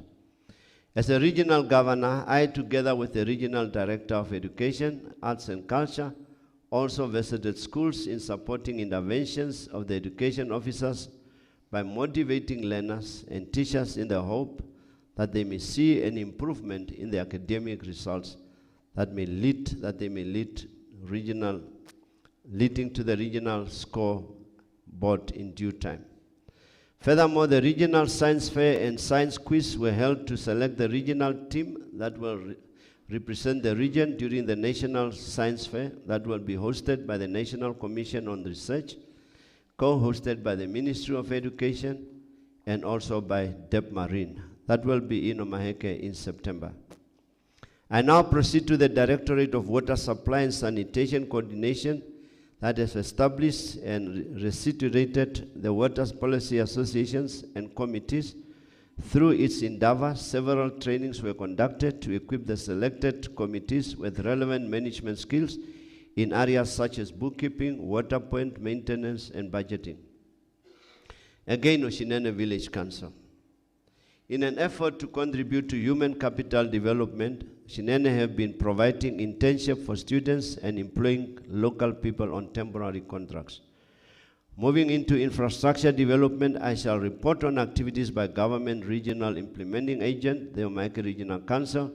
Amongst the capital projects implemented, the Corridor 13 settlement is completed, ready for occupation once the connection to sewer reticulation system is finalized.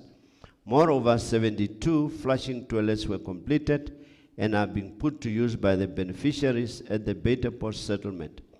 Out of a budget of 2.5 million allocated for upgrading of informal settlements, 2.51 million was spent, representing 98%. Among these projects, 74 water meters were installed at Aminu settlement to facilitate appropriate revenue collection by the settlement office. Gravitational sewer line measuring 395 meters connecting central business district area was completed at Talisman settlement. The water reticulation connecting 82 Erwin was completed in a Pukiro settlement, while another water reticulation was extended with 1.8 kilometers, where 6 community standpipes are to be connected at ASAP Growth Point. The construction and renovation of traditional authority offices, Chief Andrew Khotsimang, you hear, of the Maharero, the Ovambanderu, the Botswana by Namibia, are completed at 21%, 15%, 50% respectively.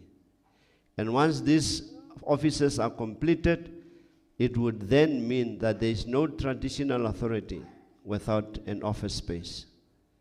And if you were doubting that government is taking traditional authority serious, your doubt can be allayed now. We do take them serious. These are our foundations. And a budget of 1,094,000 was allocated to this project. I intend now to report on the Omaheke Regional Health Directorate, Ministry of Health and Social Services, as I list the all capital projects for the period under review. Upgrading of Hobabes Hospital Theatre at the cost of 3.8 million. Upgrading of an ICU at the cost of 10 million. renovation of Talisman's clinic at the cost of 155,000, supply and delivery and installation of 6 air conditioners at the regional office and state hospital at the cost of 138,000. Repair, service and commissioning of 3 generators at Aminus on the Rombapa and Bota Post at the cost of 93,000. Repair, service and supply, water supply, geysers and plumbing works at Sending Plus Clinic, Epukiro Clinic, Oshinene Health Center at the cost of 137,000. Repair and service of mortuary at Epukiro Clinic at the cost of 83,000.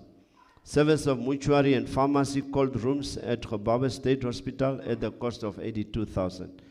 Repair and fixing the generator power supply at Khobabe State Hospital at the cost of 33,000. Services and repair laundry machine at Khobabe State Hospital at the cost of 66,000. Additional work for plumbing at Vetfleet Clinic at the cost of 89,000. Service of anesthetic machine for Khobabe State Hospital at the cost of 30,000. Installation of 6 solar geysers at Khobabe State Hospital at the cost of 413,000.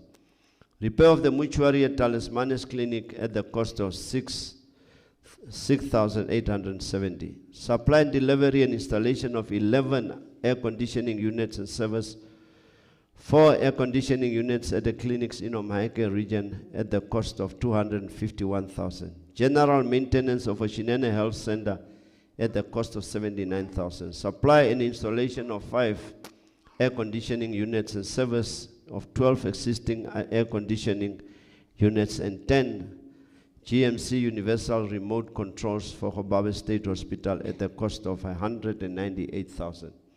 Additional minor repairs on plumbing at Khobabe State Hospital at the cost of 23,000. Repair plumbing work at Khobabe State Hospital at the cost of 176,000. Supply and installation of buckler bars and windows at Khobabe State Hospital at the cost of 32,000. Emergency repair and replacement of damage of change over switch and control board generator set at Khobabe State Hospital at the cost of 186,000. Servicing and repair of gas and diesel incinerators, auto valves, laundry machines at Khobabe State Hospital at the cost of 725,000. People, that's just showing you the commitment that government is having in improving healthcare facilities. And we really invested in that area. It is my wish to advance on the Directorate of Water Supply and Sanitation Coordination. The Directorate, in addressing the shortage of infrastructure, the office has set in place the following places earmarked for drilling and installation. 6 units were drilled successfully, and contracts awarded for installation. In respect of drilling and installation, Okorukambe, 2 areas were drilled. 1 is successfully drilled with contract awarded for installation. Oshinene, 2 areas were drilled with 1 successfully drilled and installed. Epukiro 1 was successfully drilled and installed. Whilst in Oshombinde, 5 areas were successfully drilled, 2 areas were installed, fully operational, and 3 areas were not successfully installed. Pertaining to borehole installation and modern solar systems, the following areas are successfully installed: Okatumba, Post, Oshitundu, Oshombundiro, Erindi, Rishiarwa, Oshombonde, Oshembonde, Corridor 22, and Fairweather Stella. Furthermore, concerning borehole cleaning, the following farms, Fairweather, Stella, Ovitua, Fairhanuch boreholes are successfully cleaned, pumping system installed, and are currently functioning. Regarding in-house rehabilitation and installation, the following places were installed with modern solar systems in the in-house team, which were Orushindo, Vekeya, Post, Oshinyoshimwe, while Onjentupa, boreholes is rehabilitated with engine and monohead blocks constructed. Allow me to report on roads infrastructure. The region for the period under review, the Omaheke regional road network, consists of a total approximately 5,500 kilometers, of which 627 is bitumen. Surfaced, 2,900 kilometers is gravel, 1.9 kilometers is earth roads, cleared tracks, and proclaimed roads that are not gel-built, at a total of 1.9 kilometers. Distinguished ladies and gentlemen, allow me to inform you on the status of implementation of road projects in Omaheke region, which are as follows. The Gating DR 1635, that's Duplessis plus Epukiro, Phase 2, 8.7 kilometer construction works of the project is ongoing, and construction works of the section are expected to be completed by August 2024. The Roads Authority is busy working on a continuation of the remaining section to avoid stoppage and ensure the project is fully completed. As with the MR 119, Hobawes Talismanes, 145 kilometers, Phase 1, 6 kilometers. This phase is expected to be completed by February 2025. Sufficient funds to continue with the construction works are scheduled in the RFA 2025-2026 financial year. Kavaka, that's good news. In addition, a budget of 30 million has been availed for this section. Is that good news?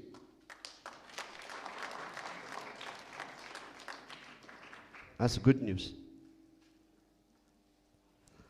Pertaining to upgrading of the low volume seal standards of the access road DR 3815 and DR 1104, the Osea Kutako Shrine from Aminus to Twases, that one is complete.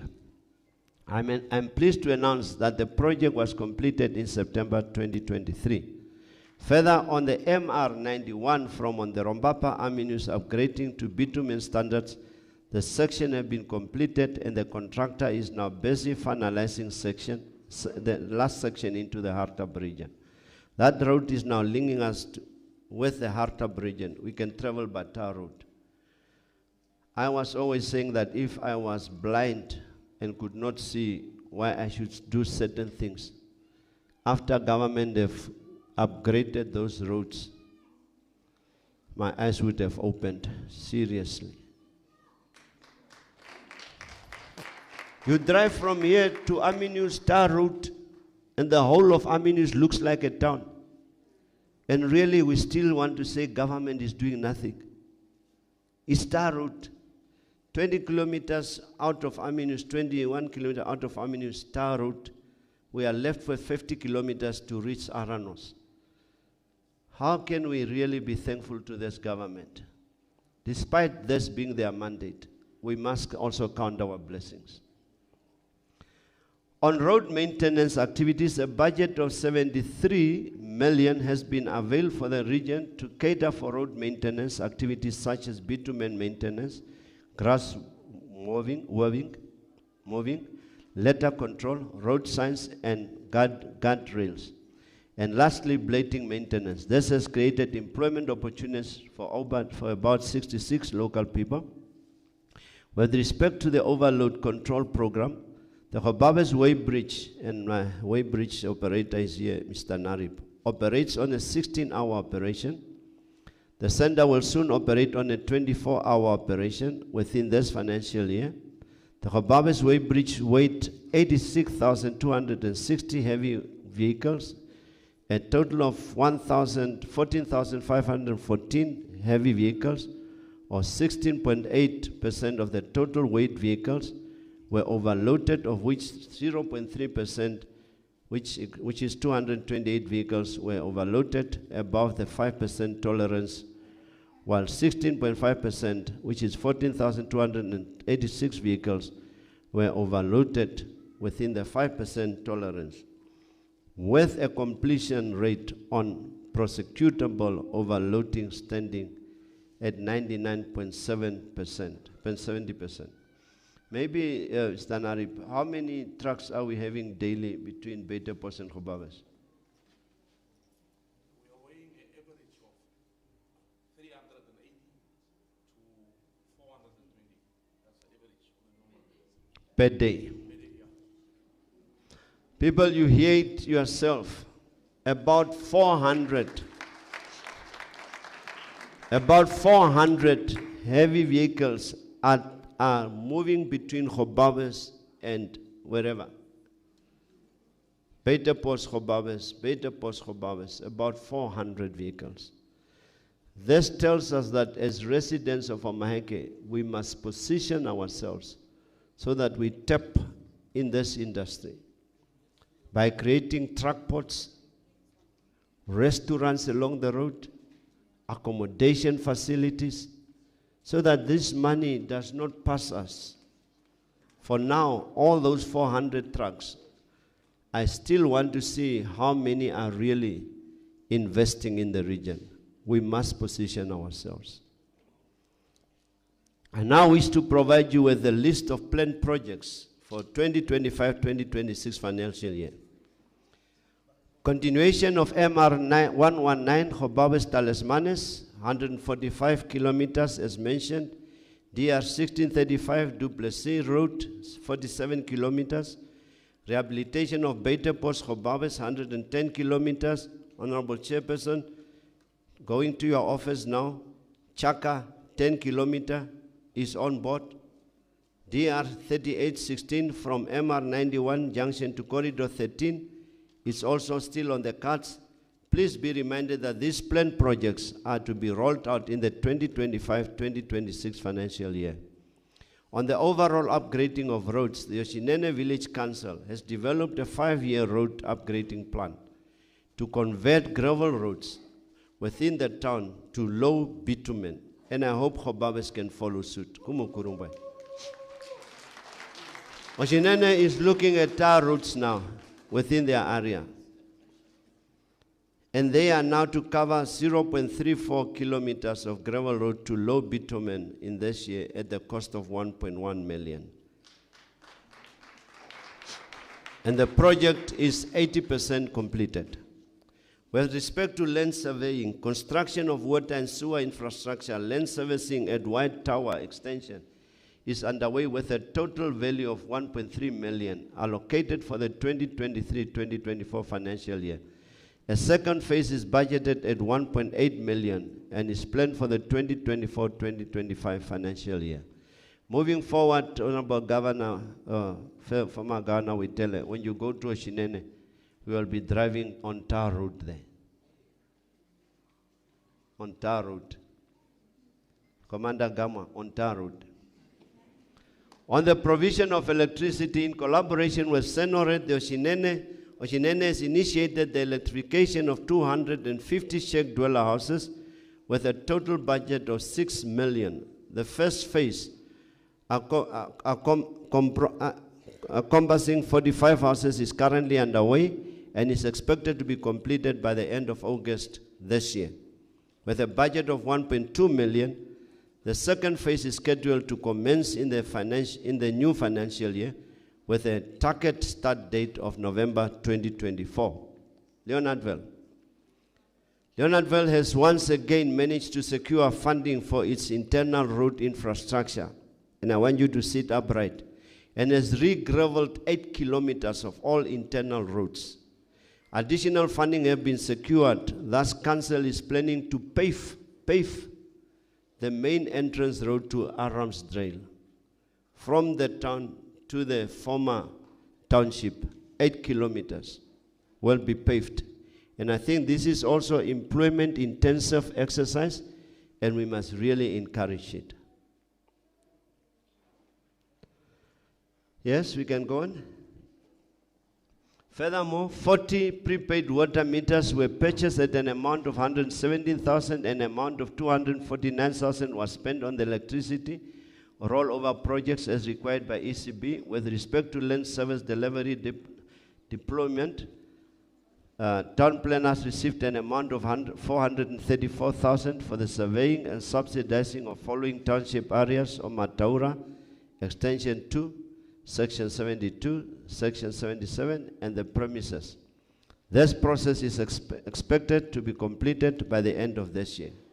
Honorable Chairperson, honorable members, distinguished invited guests, I'm further pleased to report that with respect of emergency renovation under the Directorate of Education, Arts and Culture, a total development budget of 11 million was allocated to Omaheke region, which 11 million was spent for the construction of emergency classrooms. The company, August 26, was appointed by the Ministry of Arts and Culture for the construction of classrooms and ablution facilities.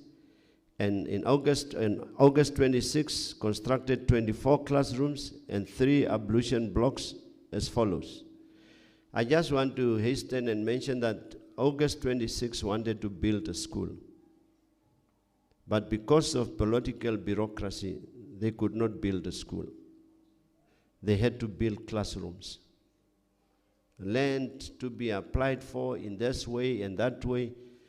I mean, these things are really killing development. But 24 classrooms were built. And 1 ablution block. At Dreamopsis, 6 classrooms, 1 ablution block. Veni du Plessis, 5 classrooms. At Rakutuka Primary School, 3 classrooms. At Hobawes Primary School, 4 classrooms and 1 ablution block. It is therefore pleasing to report that during the 2023-2024 financial year, an amount of 762,000 was allocated for renovation, and this amount was successfully done and utilized for its intended purpose. With respect to the overall budget allocation for 2023-2024 financial year, the budget allocation for the 2023-2024 financial year for the Directorate of Education, Arts and Culture was 172 million. The allocated funds have been successfully utilized without overspending. Hostel catering received 80 million, which is 48% of the budget. Utilities, 36 million, 21%. Subsidies to community stay hostels and churches, 33 million, 19% of the budget. The budget allocation for the 2024-2025 financial year for the Directorate of Education, Arts and Culture is currently 150 million, a little bit lower than the previous year. Distinguished ladies and gentlemen, I now wish to ensure you to move to the final pillar of international relations and cooperation. And I think you need to breathe now.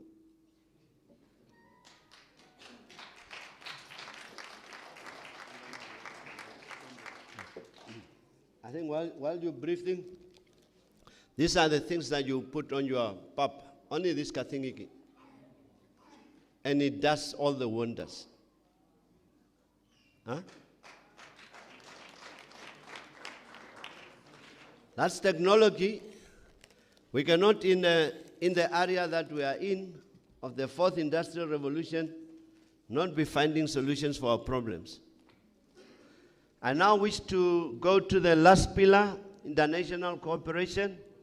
It gives me great joy to report that the Oshinene Village Council has recently renewed its cooperation agreement with the city of Windhoek and continues to maintain relations with the other cities or other towns, including Ongwendiva, Okakarara, and Opuo.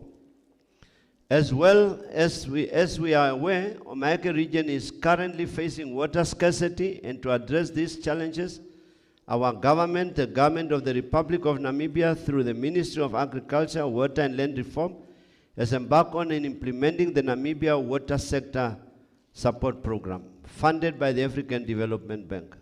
The Directorate of Water Supply and Sanitation Coordination through the Namibia Agricultural Mechanization and Seed Improvement Project has been able to supply water tanks, tank stands, and water troughs to different communities in the region as a result of this very initiative. I'm further pleased to report that the implementation of the one-stop border post between Namibia and Botswana is a key milestone for supporting the goal of the government to strengthen Namibia's position as a transport and logistic hub, and we are excited for this. And by the way, between Botswana and Namibia, we are now traveling with an ID.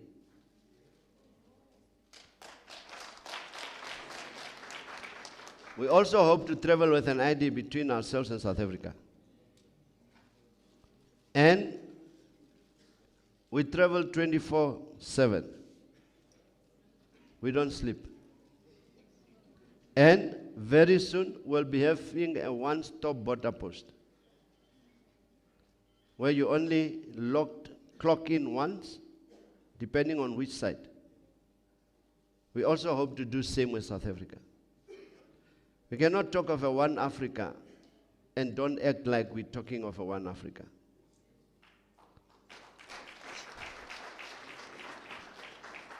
We are all advocating that these borders, these boundaries were put by colonial masters. Why would we still want to promote them if they were not put by us? But that's a discussion for another day. Distinguished invited guests, fellow Namibians, moving on to the matters of safety and security, the Namibia Police Force Customer Service Charter guides the Namibia Police Force towards service effective governance and service delivery. And I want to now spend more on the statistics that we have here. Maybe we can go up.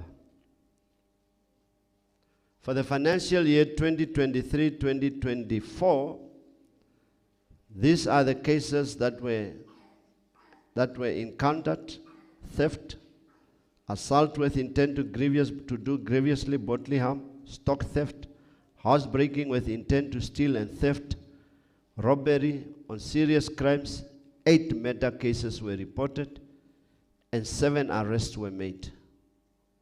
Regarding stock theft, cases reported were 94, number of arrests 126, big stock stolen 595, big stock recovered 44.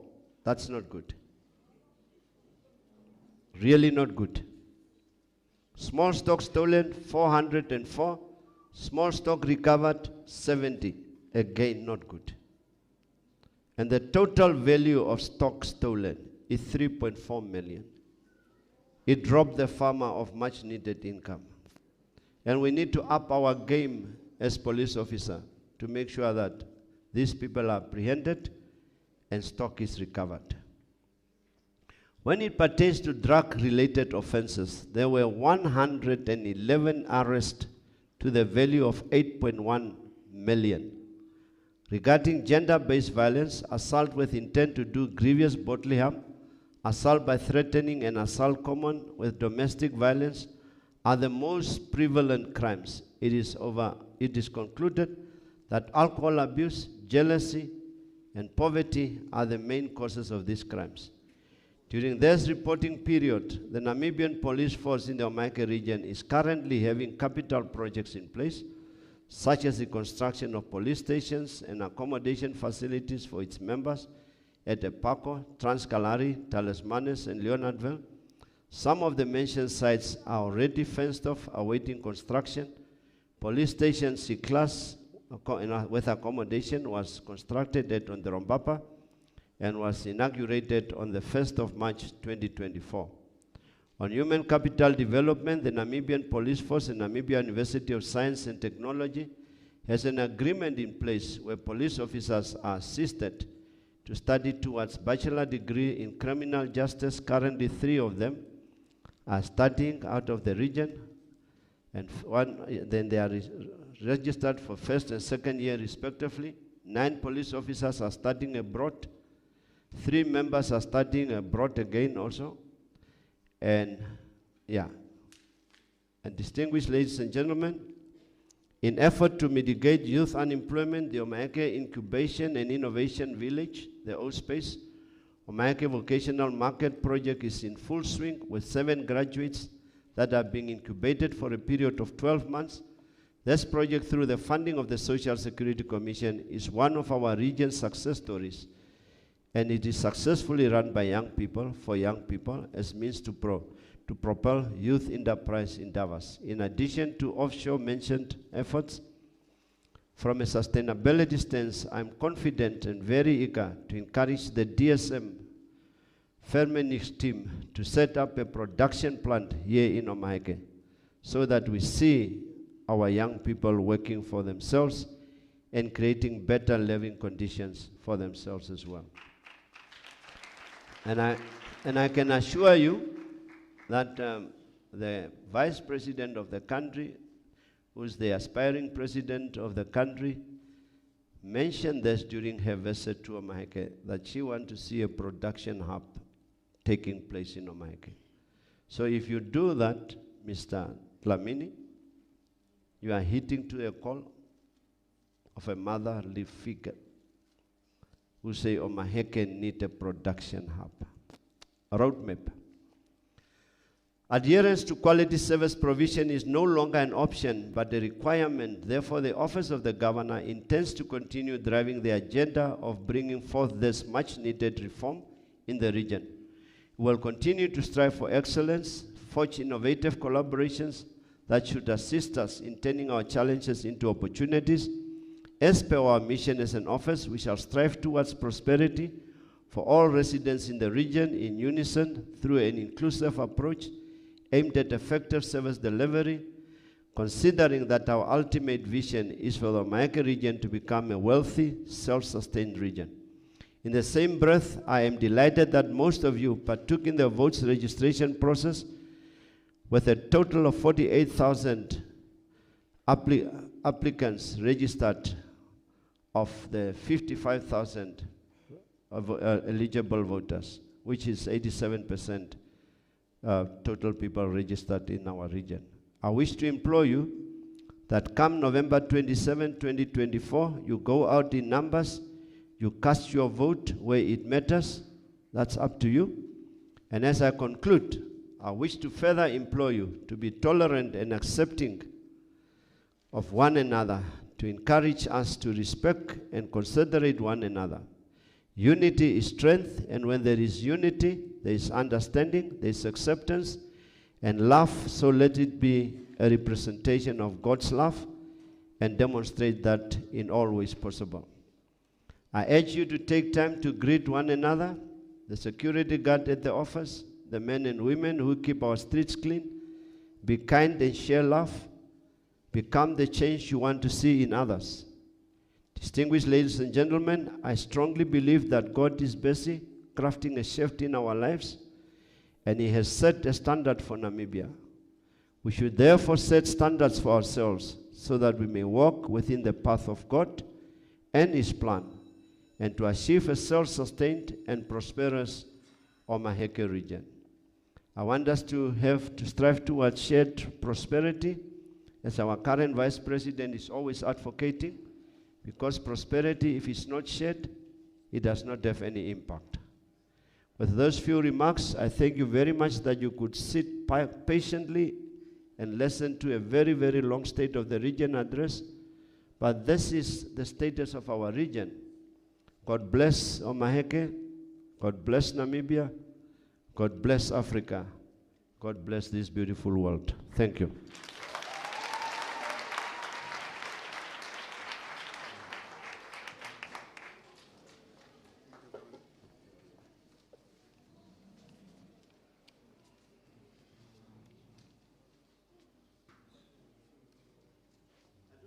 Thank you very much. You may be seated.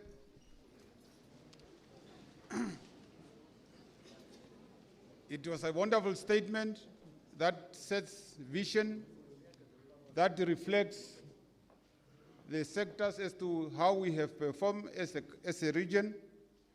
So the governor needs to be applauded for that reflection. Can you give a round of applause, please?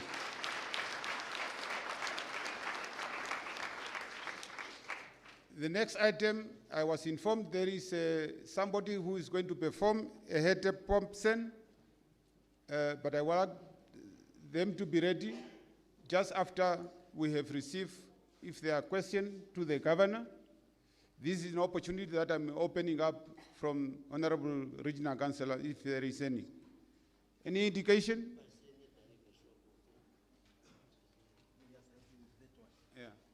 Yeah, thank you very much, Director of Proceedings. I know you want to take the lead, but since it's a council meeting, I need to do that. So I want to draw the attention of the honorable councillors to the Article 110A, sub-Article 6, which states that after the address of the honorable governor, the governor shall be available for questions and to respond on questions. And based on that, honorable members, I want to open the floor for any question, if possible, if at all there are questions. Honorable Kashideo, the floor is yours.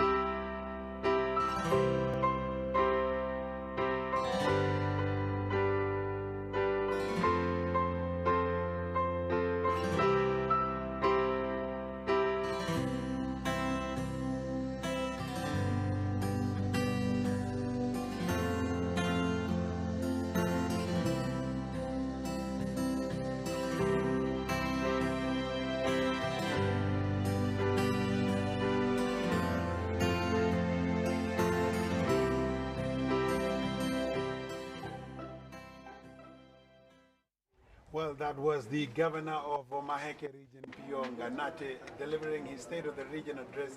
It's his 5th State of the Region address. And to be able to have a look as to what he said, what he didn't say, was it a hit or a miss? I'm joined by businessman or entrepreneur from Omaheke region, Blackie Shingaite, on my far left-hand side. And next to him, I've got Dylan Mukaroli. Good afternoon, gentlemen. Very good afternoon. Well, that was the governor's speech. It has come to an end. Maybe without beating around the bush, let's start with you, Blackie. What did you make of it? Was it inspiring, or did it leave much to be desired? It was inspiring. You can see the efforts from the governor's office, as well as all the leaders within the structures. It's not easy to be a leader. It takes good heart. And the governor mentioned today that it should always be done with love. So they are really putting in a lot of effort. We need to applaud them for that, and we also need to play our part as a community as well. Mm-hmm. Yeah. Dylan, what did you think? Yeah, I think definitely much to be desirable about.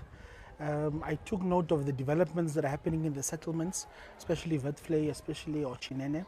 Ochinene is being named the new frontier.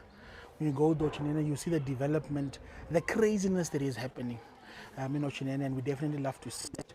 We are happy of the developments that are happening also in Leonardville, especially in terms of the road development. Maybe the miss for me in Leonardville is update on the mining activities. Perhaps an update there would have been desirable. We took note of the corporate social responsibility that came from the mine. However, mining operations, how far they are with the relevant research, the exploration, so that we are kept abreast, because we keep on hearing about things of contamination and whatnot. So that would also be desirable. But we took note of the developments and the social compact that is being facilitated by the office of the governor with different stakeholders to spearhead I mean, I development. think it's also very important that you're mentioning that. I know that Uranium One has been mentioned in the governor's speech, but there has been this disconnect between what the resident wants and the sort of like the ambitions of Uranium One. They want to be able to drill vis-a-vis the aquifer being contaminated. How do you think that it's sitting with the residents? Is it are they afraid of development, or are they afraid of their resources, natural resource, which in this case is water, being contaminated? Yeah. I can tell you right now is that the community members are not against the mine. Associations have been set up by commercial farmers to decampaign the mine even before its inception, in its infancy. The community knows the developments that comes from having a mine in their area, and the concern by these associations that have been set up to lobby against is that the aquifer will be contaminated. But these community members, their worry is we are impoverished. We have marginalized communities, we have underprivileged, our area is not growing. What development can come from the mine? So that is the concern of the community. So it's really just up to those with the information in the know to keep on informing the community in terms of what is it, actual aspect of contamination. Will it be contaminated? Will it not be contaminated? And it's worth noting that those really campaigning for the mine not to open are those that are not affected by the daily realities of the community members of Leonardville. They're not affected by unemployment, they're not affected by malnutrition. And these are the worries that the community wants the mine to come and solve. Yeah. Moving to your, or maybe your views quickly, Mr. Chingate. My views, we need to look at the pros and cons, right? The one aspect that the people have been mentioning a lot is the job creation factor, which is fair enough. You know, people are unemployed, there's malnutrition and all that. But we need to know the aquifer is linked to Botswana and South Africa, right? I'll give you a simple example. If I have a commercial farm, you are a police officer, you've been told there is stolen livestock on my farm. You don't know the map of my farm, right? I'll take you to my farm, but will I take you to where I'm hiding this cattle? The stolen... stolen animals. I won't. So, for me, I think there needs to be thorough research, no, for us to determine whether this thing will really affect the aquifer, which will affect Botswana and South Africa as well. Because, like I just said, I'll take you to my farm, but I won't show you where the stolen livestock is. So the Russians must come out with all honesty to show us from the onset how the process works. Because if I'm not an expert and you take me to Russia, they might only take me to B and not A. And then it leads to C, you understand? So we need to be very skeptical about So the that. skepticism have to remain. Let's move on to something else. Let's look. He spoke about education and building lots of classrooms, but each and every year, parents still faces the same problem: shortages of school, shortages of classrooms. What are your thoughts on that? Look, classrooms is a government objective. They can't shy away from it, right? It's part and parcel of their mandate. They have to build classrooms. From the governor's office, I would have thought they approach NGOs, for example, approach us as business people, for example, because we need to unify things that we do in Namibia. For example, if you take an average school has plus minus 650 learners, right? We as a community and nation, we have to own. We need to take ownership of certain things and not rely on government handouts. For example, if you say 650 students at school, every month, if each parent can give a child $10, né, times 12, it works out 78,000, for example. Plus minus 35 teachers at school. Each teacher, $100. It works out 4,200 a month, 42,000 a year or something. Yeah, give or take. Give or take. Plus the parents themselves, also $100. We are talking about plus minus 200,000 a year. That's 2 classrooms. And not only depend on the ministry or government as alone.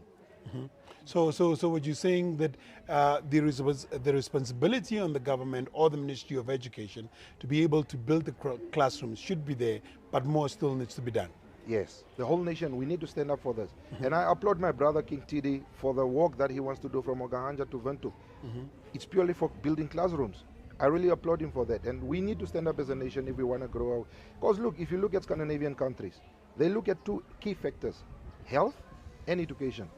You know, if we're all educated, even though there's no jobs, if you leave your mobile phone there, I won't take it because I know it's not mine. So we need to focus on two key aspects, is health. Every Namibian should be healthy and educated. Dylan? I think definitely we applaud what has been done so far. 24 classrooms, give or take, in the region.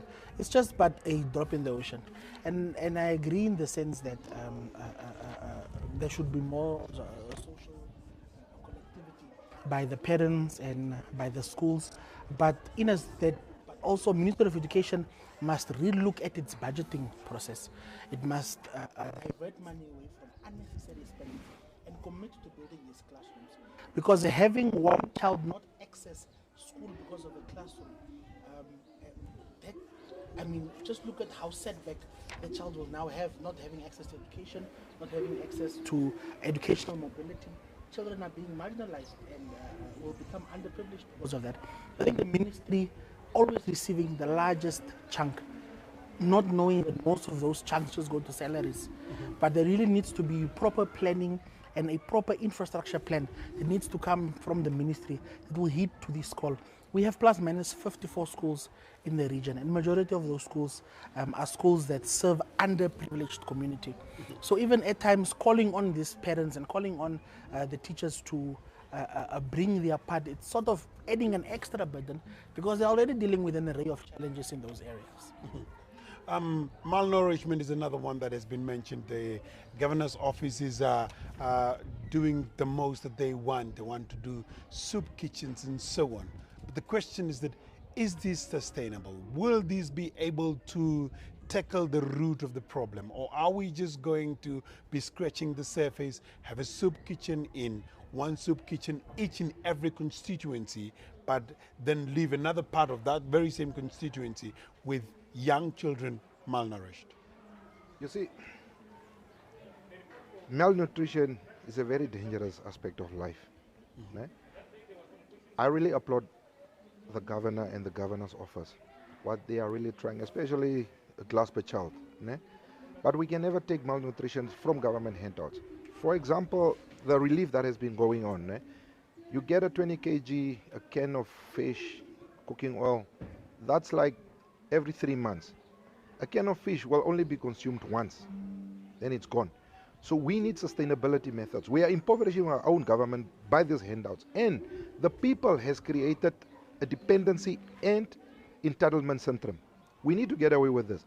I support the governor and the government fully with Farm Nuwe Hoop. We need to convert that farm into a food hub. The governor's dream. We need to take people out of the townships to go and plant on this farm. For example, if you give each person a hectare to plant onions, another one tomatoes, another one potatoes, you understand? Go to China, find methods how we can plant rice and maize and all these type of things.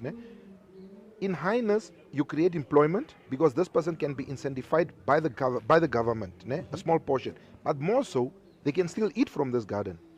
So the way that is ongoing, it's not going to be sustainable in the longer run. But if we give all our support to Farm Nuwe Hoop, I think we might get away with and be able to get the people in there and incentivize them. And attached to that, we need to look at means of job creation. By that I mean not a foreign investor coming to our country saying, I want to buy land. Foreign investor must come to this country and say, I want to set up a factory in Gobabis. I'll take people out of poverty and they can sustain themselves. Okay. If you take, the governor just mentioned Woermannsbroek in Witfley, very brilliant idea.